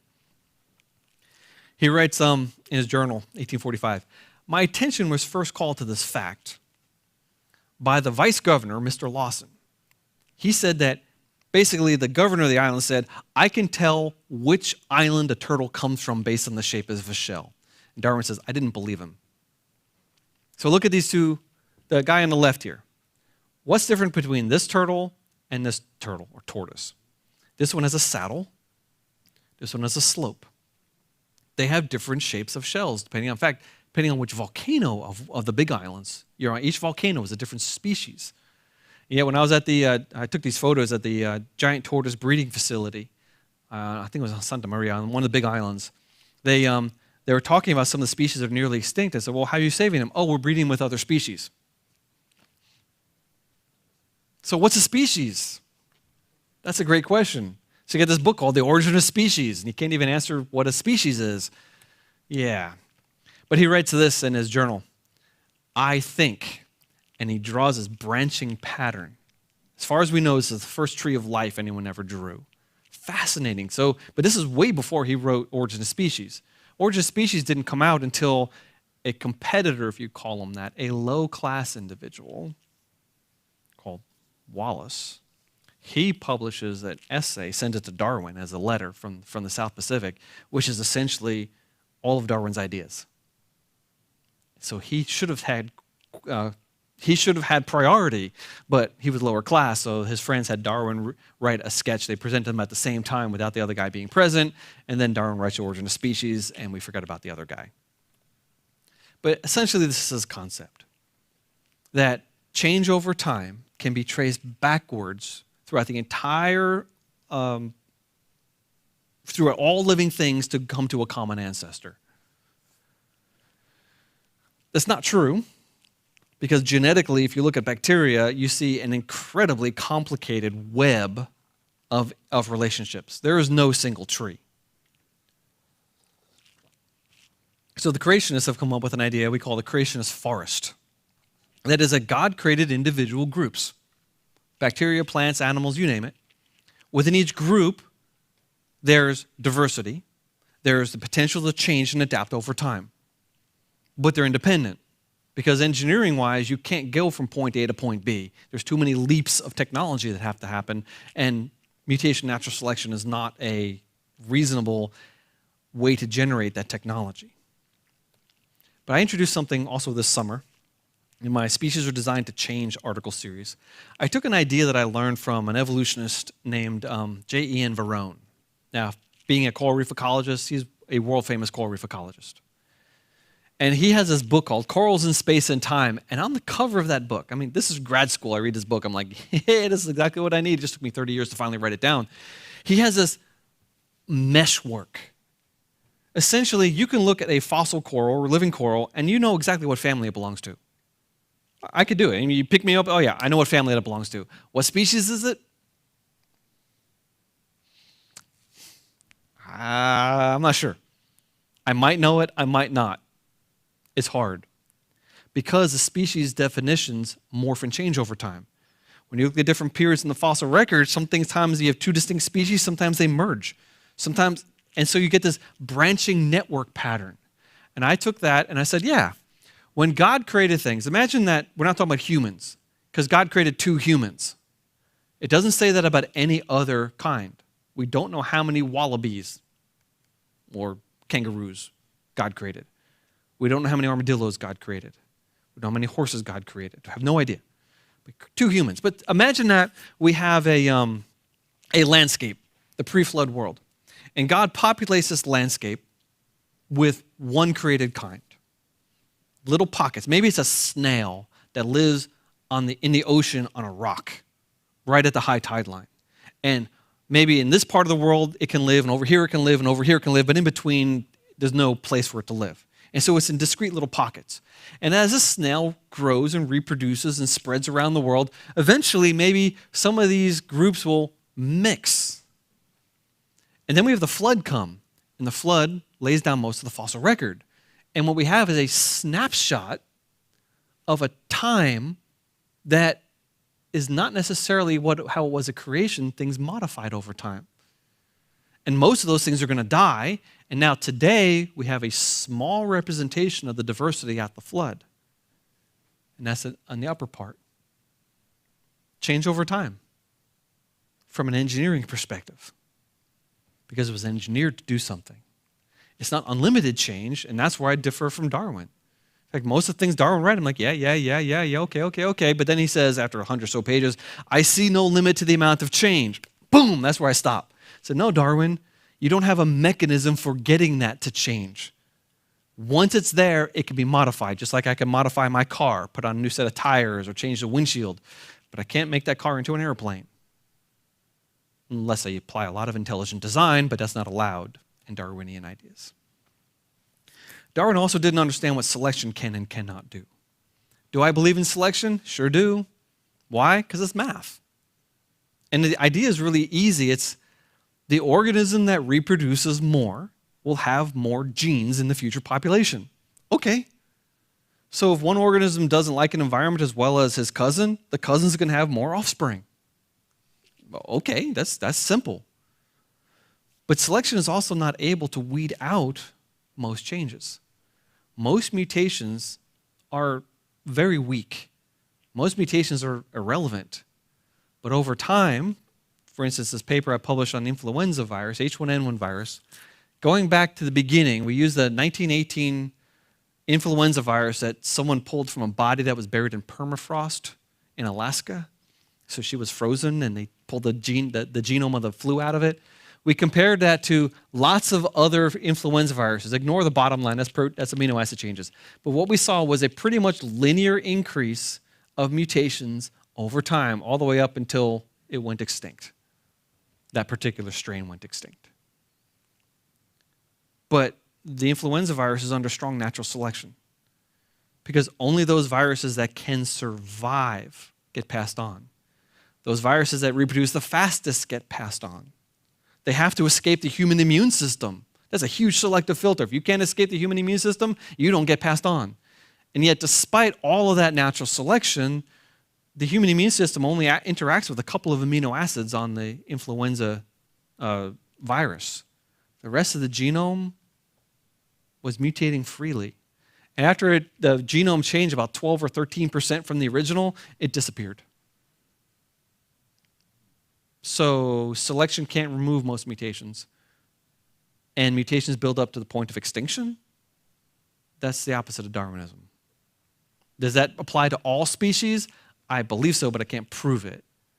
I believe it because of math, but we can't prove it because we don't have a time series for like humans going back for a very long time. We have a lot of modern human DNA.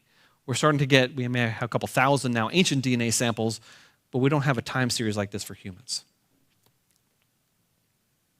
Yeah, but Charles Darwin didn't know anything about genetics at all. Now, interestingly, if you read Mendel's papers, he parallels the origin of species as if he was writing to rebut the origin of species. But Mendel was supposedly forgotten about. That's not true. He was published, and his work appeared in all the major university libraries around the world. And we have at least 100 references to Mendel before he was supposedly rediscovered. They just didn't know what to do with Mendel, because Darwin said any change is possible. Mendel said, no. There's these things that are discrete. You're either tall or short, purple or white, smooth or wrinkled, yellow or green. Not everything in between. And so Mendelian genetics, it took them 50 years or so to bring that into Darwinism. And basically, after they discovered mutations, that's when Mendel could come into Darwinism. We have this thing called neo-Darwinism.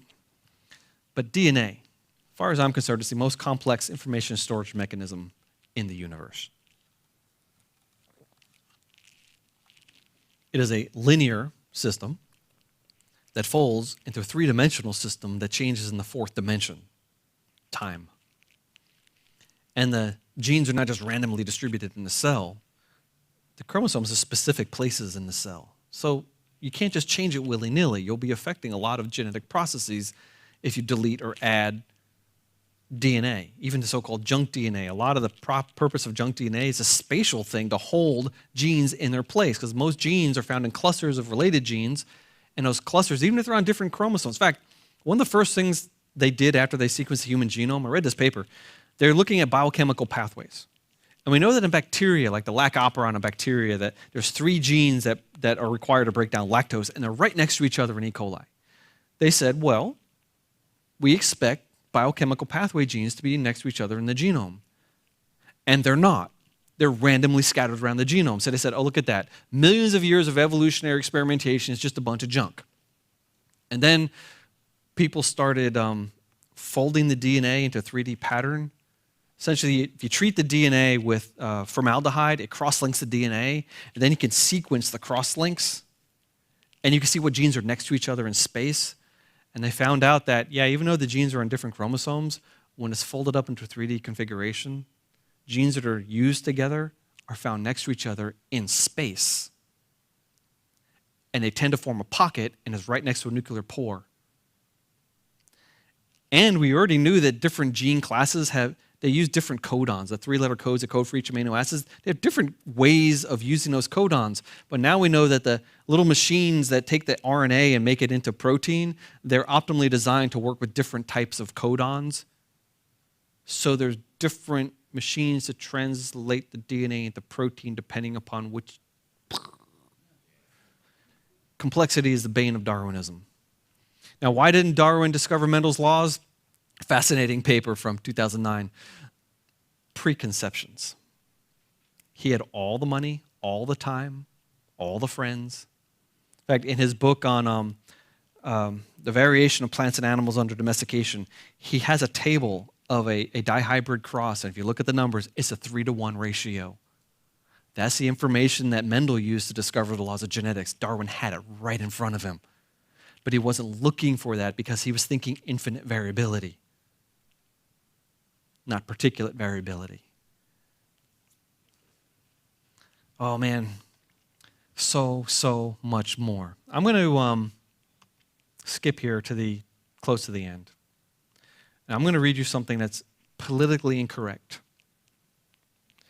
This should make you angry. It should disgust you. But this is the science in the 1800s.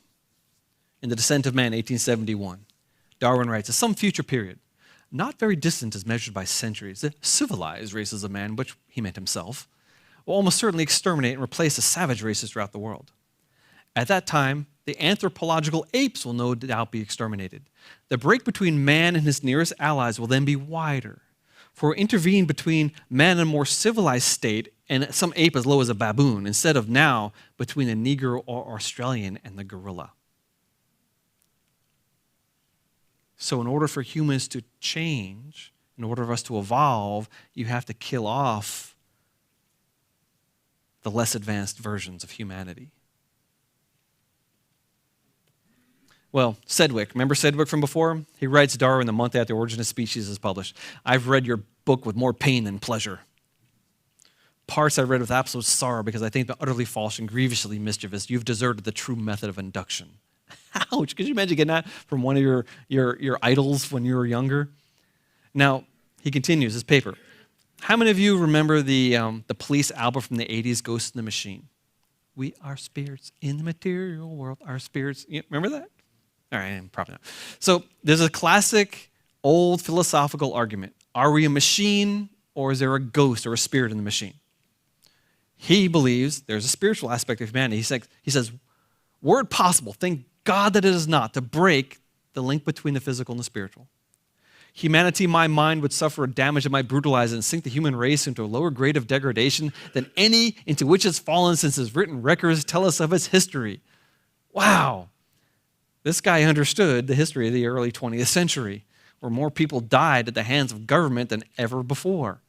And the government, how could Stalin sign a warrant that he knew was going to lead to the extermination of 30,000 people. Doctors, engineers, lawyers, they just pogrom after pogrom. How could he do that and still sleep at night?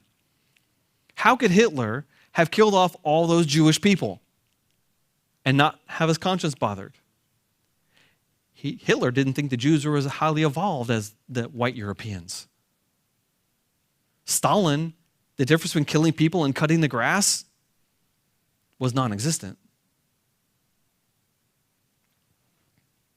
Now, I'm not saying that evolutionists are evil, but I am saying that there's an inconsistent basis to their rational approach to things. I'm going to end with this. Charles Darwin's words.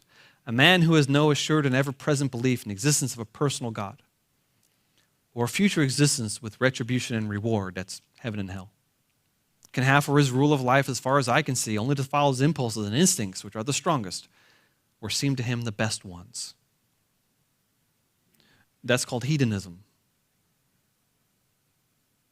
That's an amoral approach to the world. Now, granted, if God isn't true, then whatever. But if God is true, then this is perniciously wrong. And I would hate to be on the losing side of a racial argument when one group of people decides they're superior to me. And I know that's definitely true amongst massive groups of people in the world. First of all, they're angry with me because of the period of European colonialism, which I had nothing to do with, but which I didn't benefit anything from. But second, they look at me as an inbred mutant because of my white skin, my children's blue eyes, blonde hair of one of my daughters. Those are mutations. And yet, what does the Bible tell us about humanity? I'm going to end up with my next talk. I'll deal with that. But if Darwin lived today, would he still, with all we know about complexity of life, let's say evolution didn't exist, would he still invent a theory of evolution? Absolutely. Why? Romans 8:7, the mind that's set on the flesh is hostile to God, for it does not submit to God's law. Indeed, it cannot. And we're seeing alternate ideas come today. There are people who believe in Gaia. The universe is kind of like has a consciousness, and so complexity just forms out of the universe because it's part of like the spiritual aspect of the universe. It's kind of weird. Some people say, oh no, aliens did it, which is not intellectually fulfilling to me because you can always ask the question where the aliens come from. You can't have an infinite regression, especially if in the Big Bang universe there's a limit to how far back you can go. There will always be approaches and attempts to get away from the obvious complexity of life, which speaks directly toward the God of the Bible. And I think I've said enough. All right, y'all. One more. Let's start at quarter till. Seriously, quarter till, and we'll get done. All right. Thank you, thank you, thank you, thank you.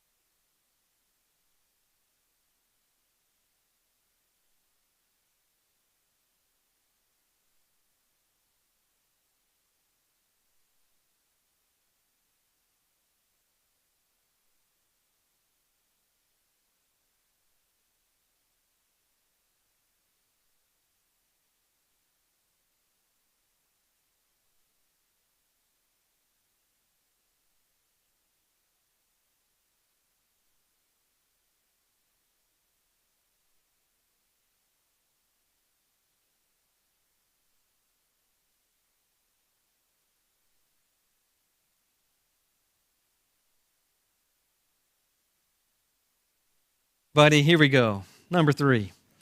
Whew. You okay? Gonna shake it out? Your brain's full? All right, this is going to be my time to nerd out. This is going to be very difficult for me to finish in 10 hours, in 1 hour. I am a geneticist. This is what I call myself. I actually started off pulling DNA out of corals and engineering zebrafish with coral genes. This is my background. When I was done with my doctorate, I went to the Human Genome site and hit download. And back then I was writing Perl programs, but I still write Perl programs because, I'm a Luddite. Anyway, I write computer programs and I analyze DNA. I love doing this. 2 weeks ago, I downloaded 1.4 million SARS-CoV-2 genomes. I have them actually on my spare drive in my hotel room. I've been analyzing this data. I pretty much know every mutation has happened in this virus over the last year and a half, if you want to know. But genetics is also a study of history, because DNA is passed from one generation to the next, to the next, to the next. And when mutations happen, they're picked up and passed to your future generations. Therefore, genetics is a science, in one sense, of history. And we can use it to ask questions of history. Now, do we dare question the Bible?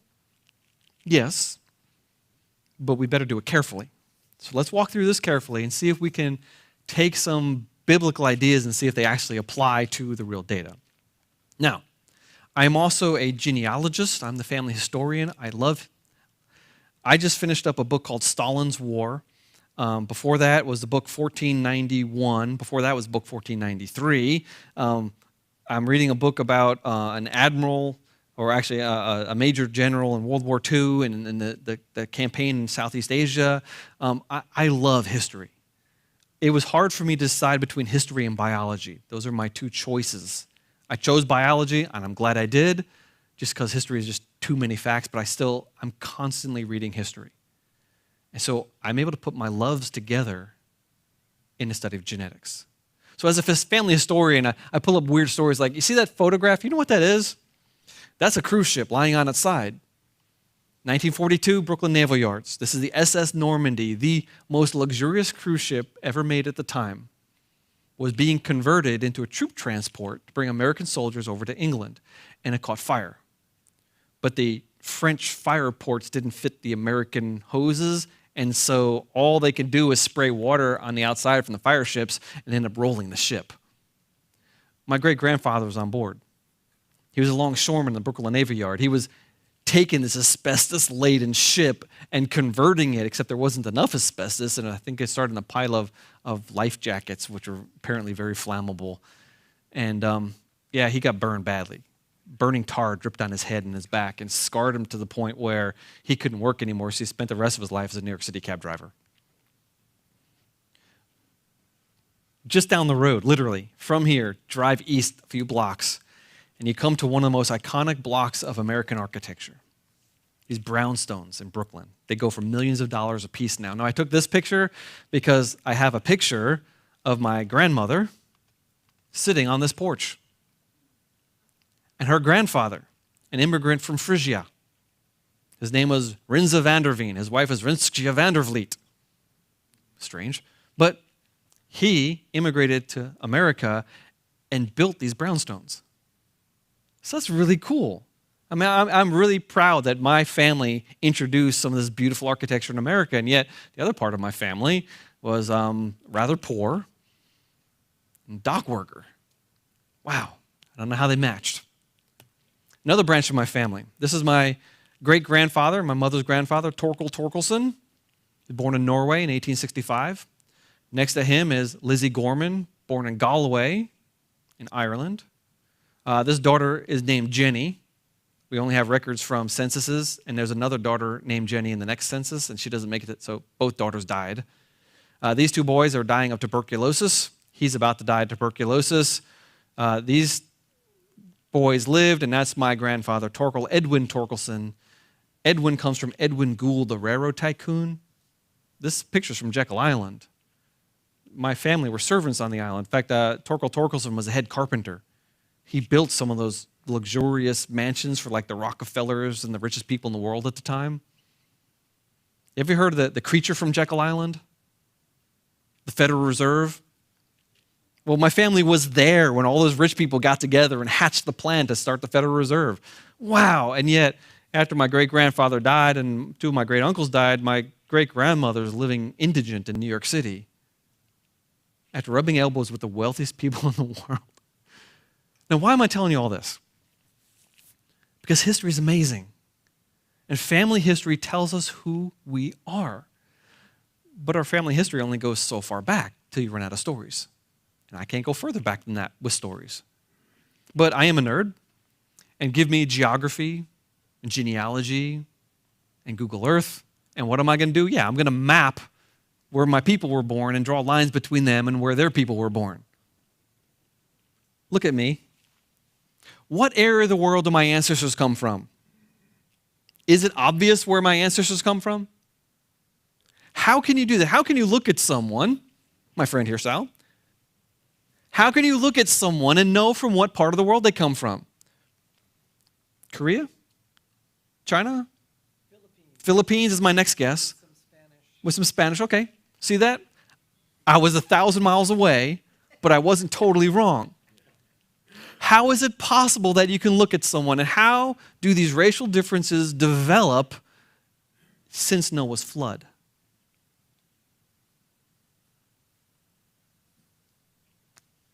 Do we need millions of years? Do we need evolution? Those are good questions, right?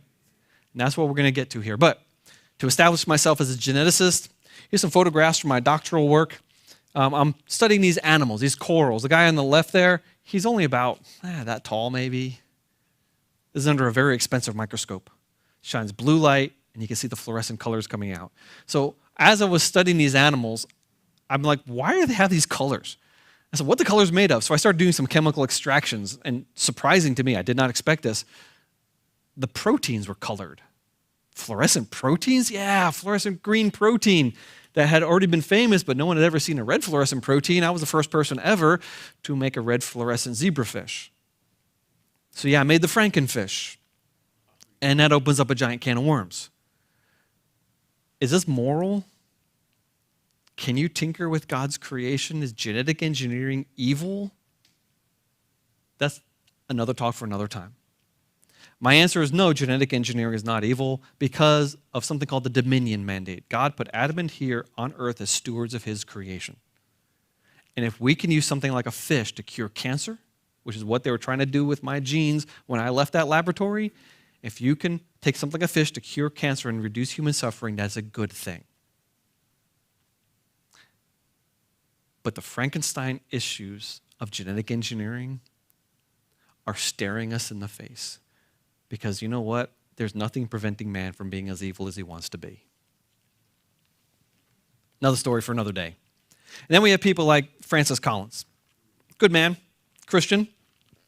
Claims to be an evangelical Christian. I'm not going to question that.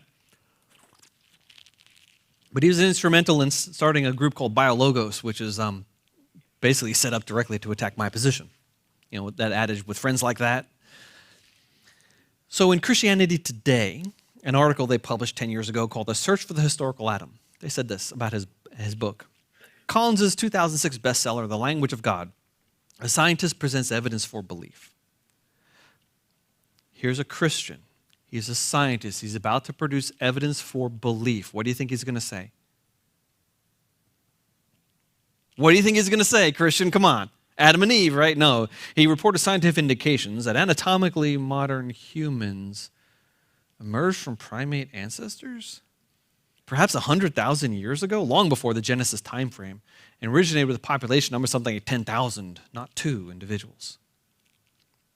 I'm confused. What are those numbers? What's that 10,000? What's that 100,000? That's the evolutionary out of Africa theory. Well, they're telling us that our population got reduced to an extinction level 10,000 individuals and stayed that way for a long time. And about 100,000 years ago, at random, of all the males that were alive, only one of those males happens to be the male ancestor of all people alive today. Same is true for the mitochondrial ancestor, mitochondria being a little piece of DNA you only get from your mothers. So the evolutionists talk about mitochondrial leave. Mitochondrial leave and Y chromosome Adam, but they don't believe that Adam and Eve were only one couple. They were just two people in a population. So there's no difference between his view and the standard evolutionary view. And yet, this causes problems. This is Frank Zindler. He's an atheist. He runs a big atheist organization here in America, and he's in a debate, a long time ago, with Bill Craig, William Lane Craig, right? Famous Christian apologist, who's recently come out with a book on Adam and Eve, and it's very troubling theologically. But this is what Craig said in the middle of this debate, this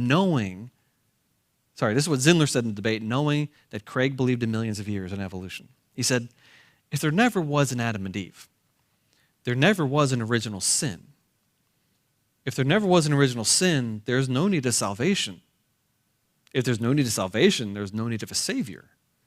Now, I submit that puts Jesus, historical or otherwise, into the ranks of the unemployed. I think that evolution is absolutely the death knell of Christianity. Wow. Yeah, one of Darwin's friends in a letter to Darwin wrote something very similar to this. This is a common theme. If you get rid of the first Adam, what do you do with the last Adam? Or if death is not a punishment for sin, why is this guy Jesus dying to pay for sin? There's a lot of theology in evolutionary theory. Very important for us to understand that. Okay. So let's just assume that Adam and Eve were real. They really did exist. Let's say they gave rise to all the people in this room and all the people in the world. What would they have looked like? Well, that's not Eve. And that's not Adam. These two beautiful people are at the opposite extremes of the human color spectrum. That boy is producing as much eumelanin as a human body can produce. That girl produces almost no eumelanin, but she does produce pheomelanin, which is the reddish pigment. Are these originals? I don't think so, because first of all, it looks like she's got green eyes also. Green eyes, blue eyes, light skin, light hair colors. These could be mutations. They could have been original, but they're only found, red hair is only found in people of Scottish and Irish descent. It's probably not something that was at the Tower of Babel, on Noah's Ark, or in Adam and Eve. It was a mutation that appeared in that population after Babel, or else it would be found around the world. Type O blood might be a mutation. If you look at the type O, the O gene is exactly the same as the A gene, except for the first letter. B is different. So it looks like A and O were the same thing. A mutation occurred, and now O is actually very, very common. So it had to be before Babel, probably before the flood. Or it was an original. It's hard to say sometimes, but it looks like it is a mutation. So all we need is a little bit of mutation. Literally a little bit to explain the way people look around the world. When you consider that most all of our genetics is shared amongst all people. I can take 6 people of European descent. We would have 99% of the world's genetic diversity. I take 5 people of African descent, 99% of the world's genetic diversity. There are 0 genes, 0 variants that are found in 100% of a large population and nowhere else in the world. There are some genes that are found in a subset of a population, like sickle cell anemia, just talk about red hair, something like that, but there's nothing that completely separates all people groups. So in Africa, there are 0 genes that all Africans have that no one else in the world has. So you can't use DNA as a judge between races. What's a race? I'm going to show you a chart here. This is uncomfortable. This was collected prior to World War II. And basically all anthropologists prior to World War II were racists. Abjectly so. And it's disgusting to read what they wrote. But it's data. And what they did is they went around the world with a card and they looked underneath people's armpits, because that's an area of skin that never gets any sun, so you can see what the person's skin color really is. And they had this card, which is down here on the bottom, and they just graded people around the world to look what their skin color was. And each draw a map like that. But now add modern genetics to this. And we now know that the people in southern India who have very dark skin had the exact same genes for dark skin as the Central Africans. The people in Melanesia, the Australian Aborigines had the same exact genetic variants. In other words, those genes were in the population before we spread out. Natural selection did not produce it in Africa. And when we look at have you ever seen the movie The Gods Must Be Crazy? The Khoisan Bushmen, I don't know what, politically correctness, I'm not sure what to call them, but I think Khoisan is a proper term. They have the skin color of Barack Obama, whose mother was European. He's not dark-skinned. And they're not dark-skinned, and they live down there in southwest Africa in the Kalahari Desert and places like that. But genetically, they have the same exact variants that we see in North Africa and the Middle East. Those genes were present before we spread out. And if you look at Africa, now I could slam on Europe also. Europe was an invasion zone. Wave after wave after wave of people came into Europe and killed off the people and raped the people that were already there. If you look for modern European genetics in ancient times, they're buried in Central Asia with their horse. The Europeans were the last group of people to invade Europe. Same thing happened in Africa. The Bantu expansion, as they pushed from Central Africa southwards, they killed off all the people that have these genes. We don't have a lot of ancient DNA from Africa because hot is a lousy place to save DNA. DNA doesn't last long, but they have some high elevation rock shelters. They have found some ancient bones, and it turns out that their genes are not like the genes of the people that currently live in this place. The Bantu expansion brought dark skin, different languages, and farming to a vast area of Africa. If you went to Africa 2,000 years ago, the people would have looked different than the people look today. Same is true in Europe. Same is true, in fact, the earliest Europeans, I'm getting into my ancient DNA talk, but I can't help it, it's too fun. The ancient Europeans were dark-skinned with blue eyes. All the bones we found had the genes for dark skin and blue eyes. Europe didn't turn light until a wave of farmers from Anatolia moved into Europe. What's a race? The Europeans, you can look at the bones of different cultures and you can say, okay, look at this. These people and these people, they blended together to become modern Europeans. But the more genetically different than these people, than modern Europeans are to Chinese people. So if Europeans are an amalgamation of things that we would today call distinct races, what's a race? So what would Adam and Eve have looked like? They would have been in the middle. The creationists have been saying this for a long time, but now genetically, we've been backed up. If you take all the racial characteristics of people in the world and add them together, you get someone who looks like your average Puerto Rican. The Puerto Ricans, Puerto Rico Island is one place where the Spanish didn't kill off all of the native Caribs. And they brought a bunch of Europeans over and a bunch of Africans over. And that mixing produced tan people. They're not on the extremes of the color spectrum of humans. They're in between. They look like that. And if you started there with an Adam and Eve like thing and then had people propagate over time and then separate them at the Tower of Babel, you can get a formation of races pretty easily through inbreeding, and inbreeding is profound.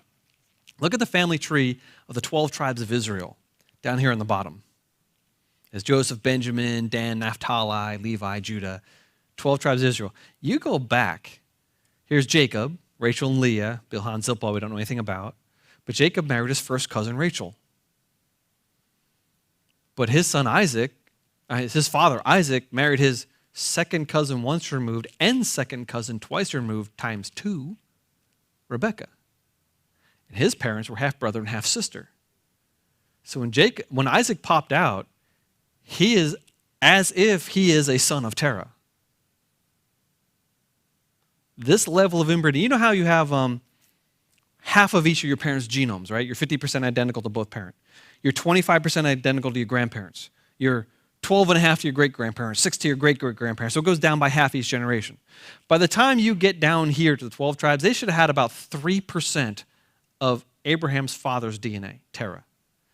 But because they inherited it in all these different lineages, they would have had about 22% of his DNA. And because of the laws of genetics, about half of that would have been identical.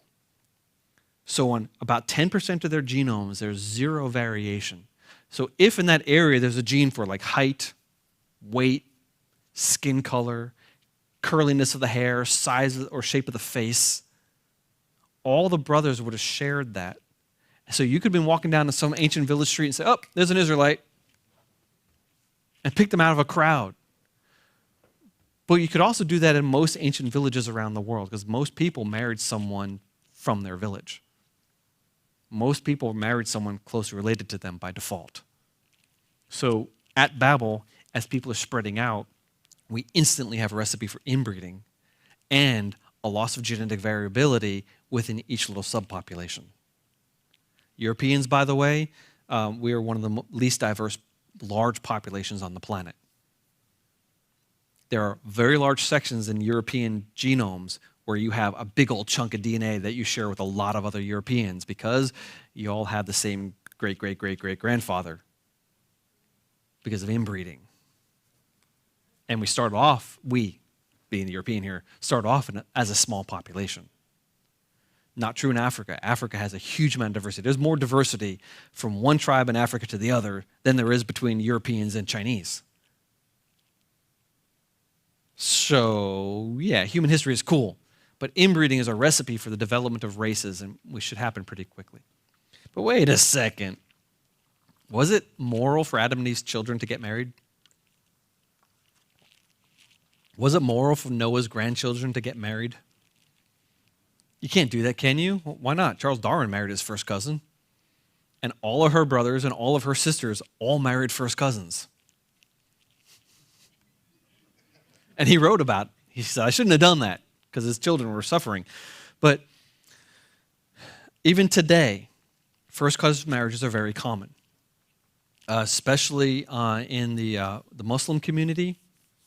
Consanguineous marriages are extremely common. One reason for that historically was that, brother and sister would get together and say, look, your son marries my daughter and the estate stays in the family.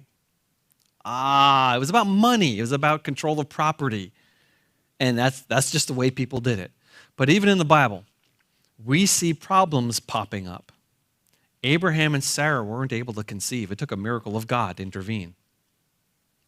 Isaac and Rebekah had one set of twins, and one of them was hairy all over. Did he have the Wolfman gene? That's a known genetic anomaly that's passed on. Leah had weak eyes, whatever that means.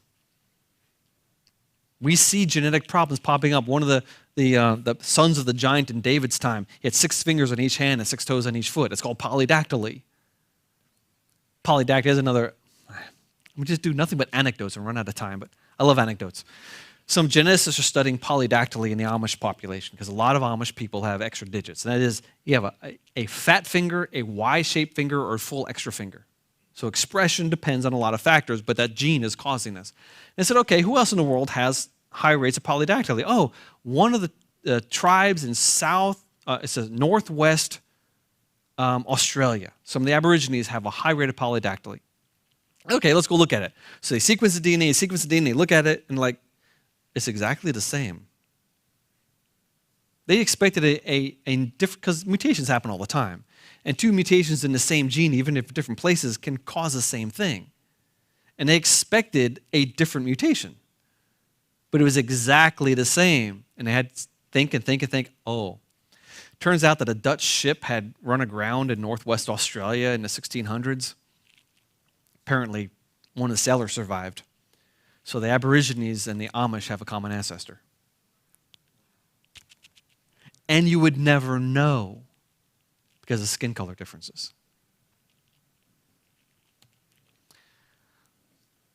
So, next question is, did we come out of Africa? Well, I want to take the standard out of Africa theory here. This is a out of Africa map based on human mitochondria, which is a little piece of DNA you only get from your mothers. And the way this works is, as it's passed down from generation to generation, every once in a while a mutation will happen and a new branch in the family tree forms. If you look at all the branches, you can trace them back to an original, the founder of the human race, as far as the mitochondrial founder. And when they map that on the earth, they have this out of Africa theory. Except, looking at this, forget the Africa part. As soon as they leave Africa, it becomes the biblical story. There's a single dispersal of people into uninhabited territory with one main mitochondrial lineage, moving in small people groups through the Middle East in the recent past. That's the Tower of Babel story, and that's the pattern you predict from the Tower of Babel, right there.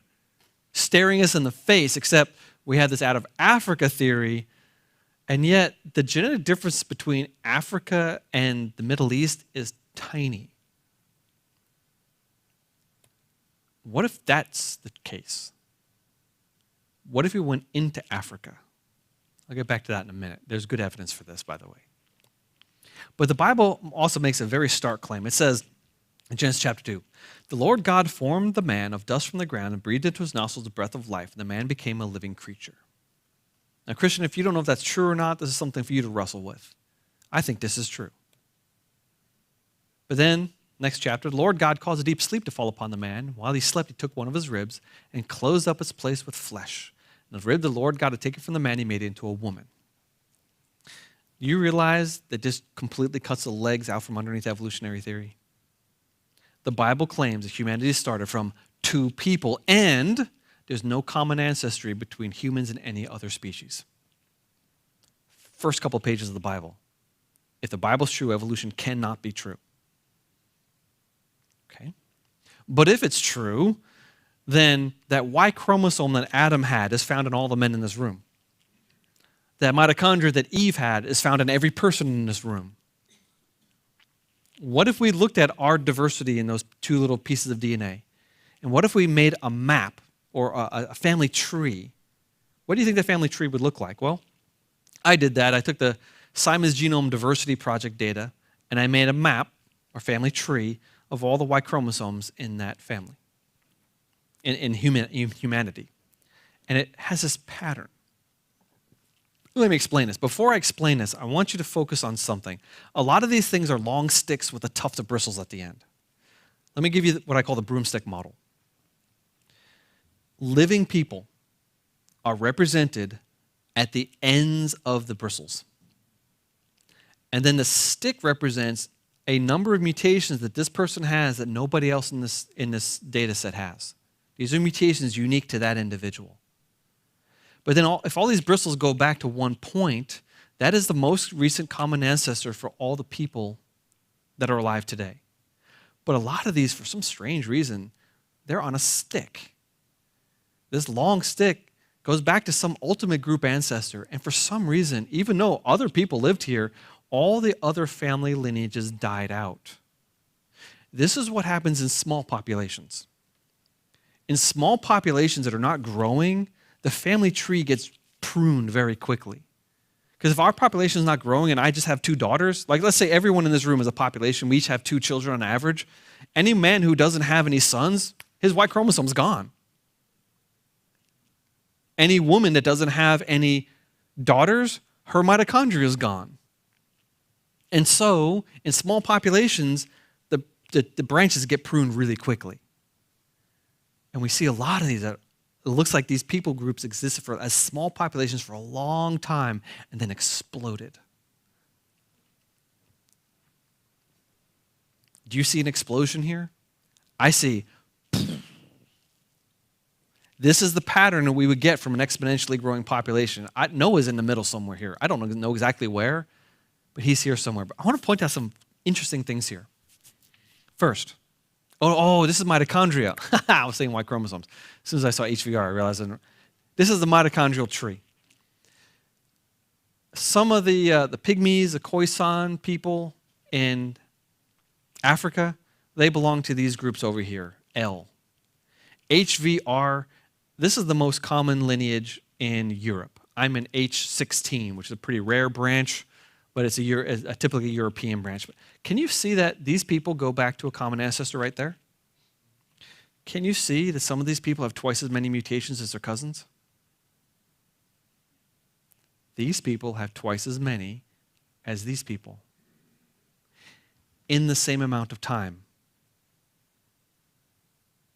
Meaning, you can't look at the number of mutations and know how much time has passed. Therefore, the molecular clock cannot be used to put a date on when Eve lived. And the way they place Eve in the evolutionary model is about here. Why? Because that is halfway between this point and the furthest point on the left side. It's the middle. And it happens to be found on an all-African branch. Therefore, Eve originated in Africa, if the molecular clock is true. If it's not true, Eve can come from anywhere. That's the whole idea of the African Eve. That is exactly where it comes from, right there. But I mean, looking at this person's way out here. This person is all these people that are way far away from their neighbors. Meaning there's no molecular clock. I wrote a paper, it's in Journal of Creation, it's now on creation.com. It's a new idea I call the patriarchal drive. And that is the genetic effect of really old men having children in a small but growing population. Because, ladies, when you were conceived in your mother, after about 20 cell divisions, your ovaries were finished and the egg cells were in place. That's amazing. It's so fascinating. And so maybe 45 years later, ovulation might happen. That's only 20 cell divisions from your grandmother. From your egg to the egg's grandmother. There's only 20 cell divisions. Wow, that's cool. Men, you're a lot different. It's about 32 cell divisions before your little reproductive cells are ready. And then at puberty, they start to divide several times a year, and they keep dividing until you die. And every time your body has to make a copy of the 6 billion letters, or in meiosis, 3 billion letters, in your cells, the little machines that do the copying make mistakes. They only make about a mistake every billion letters. That's an amazing machine, but they have to copy billions of letters. So every cell division is a recipe for mistake. I'm 52. It's estimated that, well, what's the answer? Is it 50,000 cells in every one of my skin cells by the time I'm 50? Something like that. Wow, I'm falling apart. If we reproduce from a random cell in our body, we'd already be extinct. But God designed it so that there's as few cell divisions between generations as possible. But what happens when you have a really old man like Noah, who's over 500 years old when Shem, Ham, and Japheth are born? He becomes genetic poison to the post-flood world. And we have all those patriarchs after the flood who are living hundreds of years before they have children. And what do we see? We see lifespans going, ear. There's a lot of reasons for that. Inbreeding, cosmic rays, radioactive decay, and old men. If that's true, the length of these branches isn't time. It's how old the father was. And the whole tree can be condensed. I can't do that really mathematically somehow, but also interestingly, that spot right there, that was a woman who lived in history, who's the ancestor of a huge portion of the world's people today. This is a woman that lived in history. We might know the names of some of these people, especially on the Y chromosome tree, but these are Bible-related characters. Now, we don't have names. We have Eve, and we don't have any other woman's name for a long time. But this could be the wives of Shem, Ham, and Japheth. This could be the granddaughters of Noah. Could be right there. By the way, this is China, Southeast Asia. See that pattern? That pattern? That is a signal of a population that just grows and grows and grows and grows and grows. This spindly branching pattern, that's a pattern of a small population that stayed small for a long time. Notice there's no internal branches here. There's internal branches all through this. So when the people in China landed in China, that population started to grow. People lived in Africa, that wasn't true. Oh, man, I could talk forever on that. So the Bible claims there's one male ancestor, one female ancestor. That is not a requirement of evolutionary theory. It wasn't a prediction of evolutionary theory. When they found it, they said, oh, what do you know? They came up with this population bottleneck idea. By the way, if there's about 10,000 people, like Francis Collins said, that's the extinction level. There's about 10,000 cheetahs in the wild today, and they're going extinct. Litter size is decreasing, birth defects are increasing. Cheetahs are going to be dead in 100 or 200 years. There's nothing you can do about it unless you get their population up. But there's so many mutations in the population now that it might be too late. So how did we survive hundreds of thousands of years as a tiny little population with that much inbreeding and not have gone extinct? And worse, we evolved from Homo erectus to the superior Homo sapiens during a bottleneck that should have killed us. We went from dumb brute to flying to the moon when we should have gone extinct. So that's the evolutionary story. They can deal with it. I just like to point that out. We can also now bring Neanderthal man into the biblical picture. It's been a huge challenge. Neanderthal has been a huge challenge from the beginning, except when you realize that charcoal drawing from the 1800s, they made his mouth stick out more. Why? Because it makes him look like a monkey. These picture in the the skeleton in the New York Museum of Natural History from 10 or 15 years ago on the left there. Why are both of his knees bent? It's subtle, but it's on purpose. They're trying to make him look more like a monkey. And yet, Neanderthal brains are larger on average than modern human brains. What? Yeah. Shaped a little different. They stick out this way. They don't have a chin. So their skull is like this because they don't have a chin. They don't really have much of a forehead. Their face doesn't stick out. It's that their chin and their forehead slope back. They have stronger bones than we do, thicker tooth enamel. They had bigger muscles. Who's superior to whom in this situation? Bigger brains, stronger? If you look around the world now, different anthropologists, I know they argue a lot, but their anthropologists are saying Neanderthal, painted in caves, made musical instruments out of deer antler on a pentatonic scale. They collected rare minerals and kept them in shells with a hole so they could put a string around them, carry around their makeup. They buried their dead with their heads pointed toward the sunrise, sometimes covered in beads. They had the same exact FOXP2 gene that we have that gives us the ability to speak. They even had the hyoid bone in their throat. Chimpanzees don't have that. Neanderthals did. Looks like they could speak. They had the same brain organization we do. You can tell that from the imprint of the brain on the inside of the skull. They're human. And then modern depictions of Neanderthal. Wow, that's a Neanderthal child from Gibraltar, and they recreate. You ever see those shows where they take a skull and they put clay and hair on it? Oh, this is what the person really looked like. That's really cool. But when you do it to a Neanderthal, does he look like half a monkey to you? Why has he got green eyes? Light hair, freckles? Because we know that some Neanderthals carried those genes that cause, in modern people, those looks. In fact, some of the looks of modern Eurasians might have come from Neanderthals. It was a shock when they first sequenced Neanderthal DNA. It's not supposed to be there. It's too old. It can't be there, but they did. It was a real shock when they started pulling entire genomes and then high-quality genomes out of Neanderthals. And it turns out that the Neanderthal genome is sitting right here in this room. Most of it, more than 60% of it, in bits and pieces. And we all share different bits and pieces. They just looked at the Negrito group, one of the Negrito groups in the Philippines.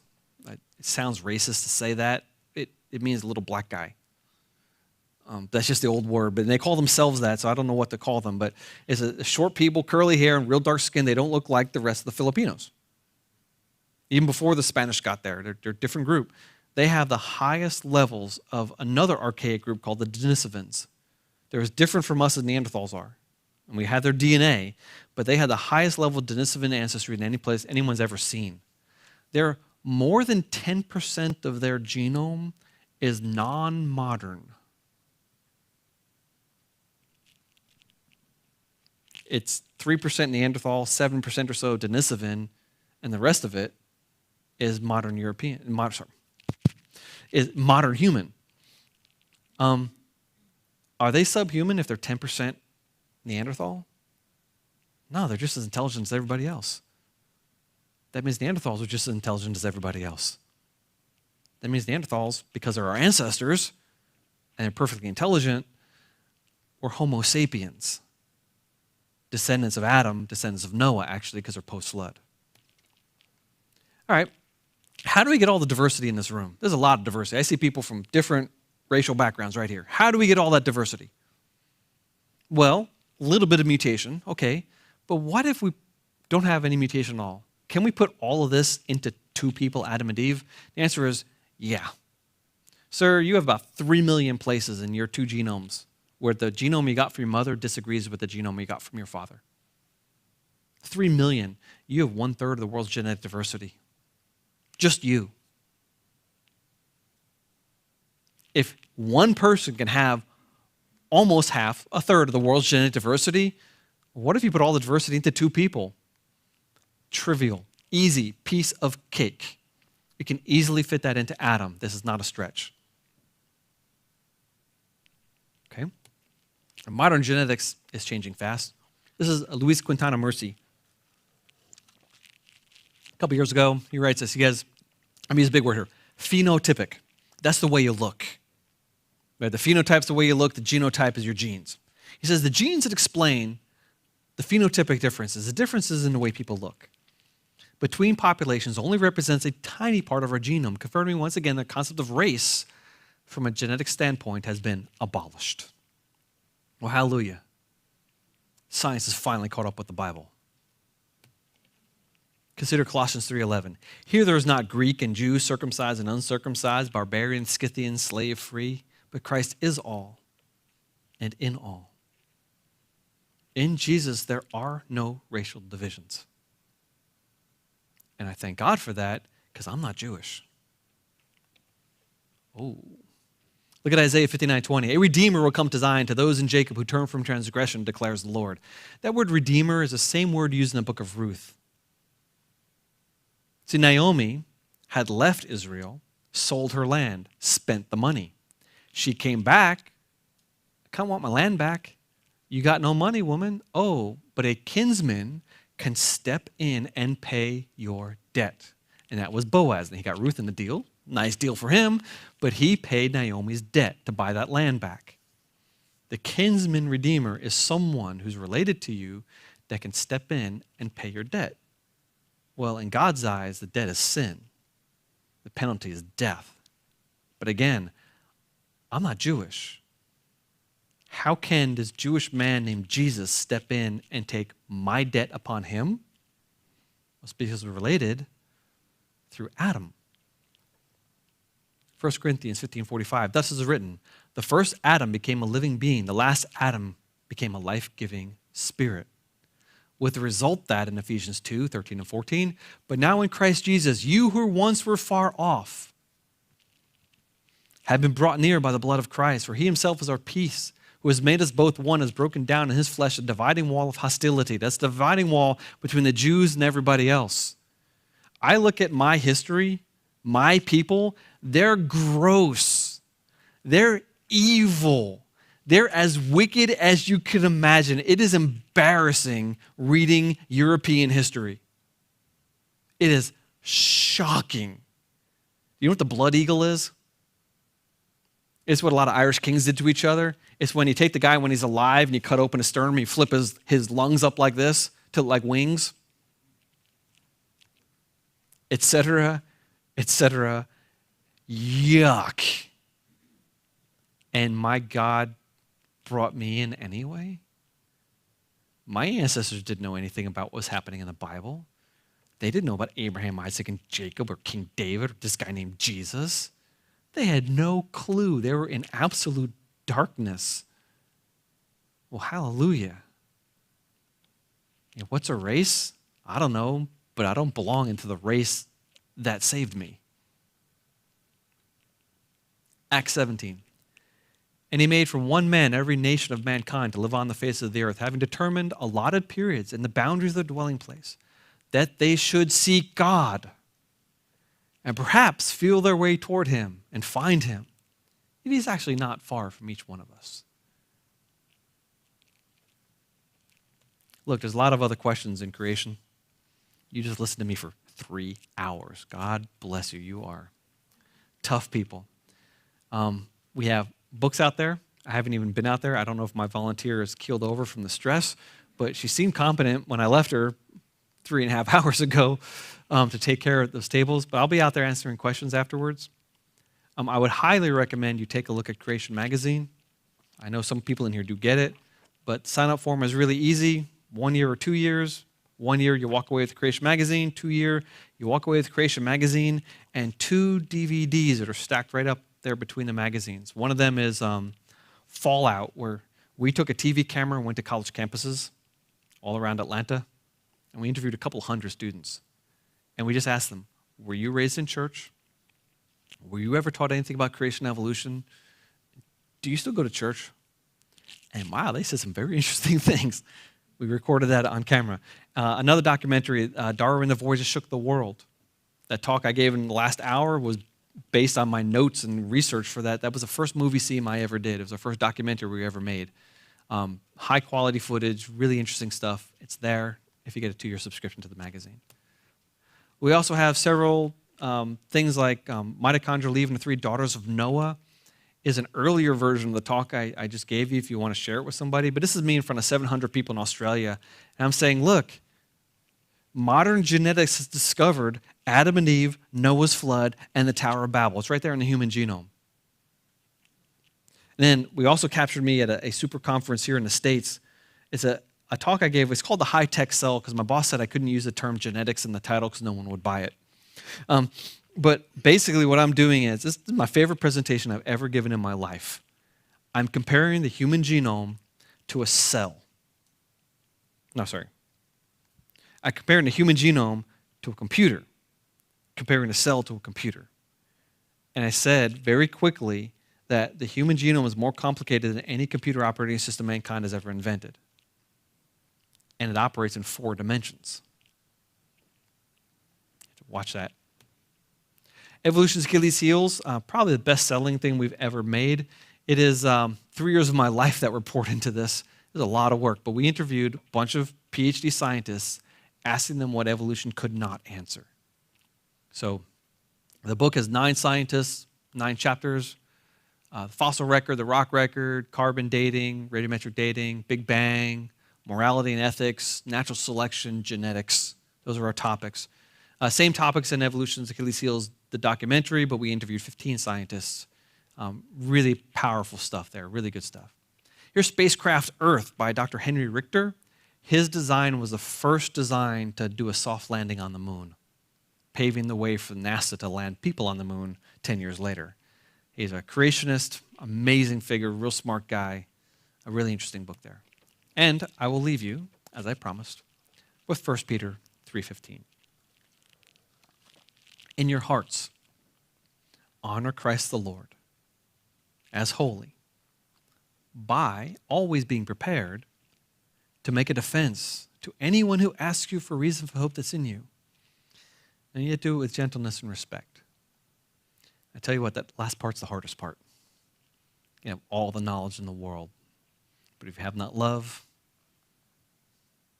it counts for nothing. So let's go out there and love people, even the people that hate us. Let us stand tall. We can defend our faith confidently and competently. But in order to do it, we have a lot to learn. Thank you all very much.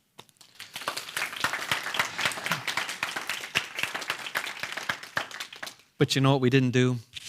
We didn't pray. Let's pray. Father, thank you so much for science. Thank you so much, Lord, for the challenges. Thank you for the Bible, for your word. But thank you more for sending your Son to save us sinful people. We do not deserve to be following you, but we thank you and we praise you for just allowing us to do so. Lord, in the meantime, before you call us home, help us to be brave. Help us to be faithful. Help us to be willing to open up our mouths and talk and witness about the glorious things that you've done for us and the glorious things you've done in history. Thank you, Lord, as we go out into the community. Help us all to be salt and light into the dark place in which we live. Amen.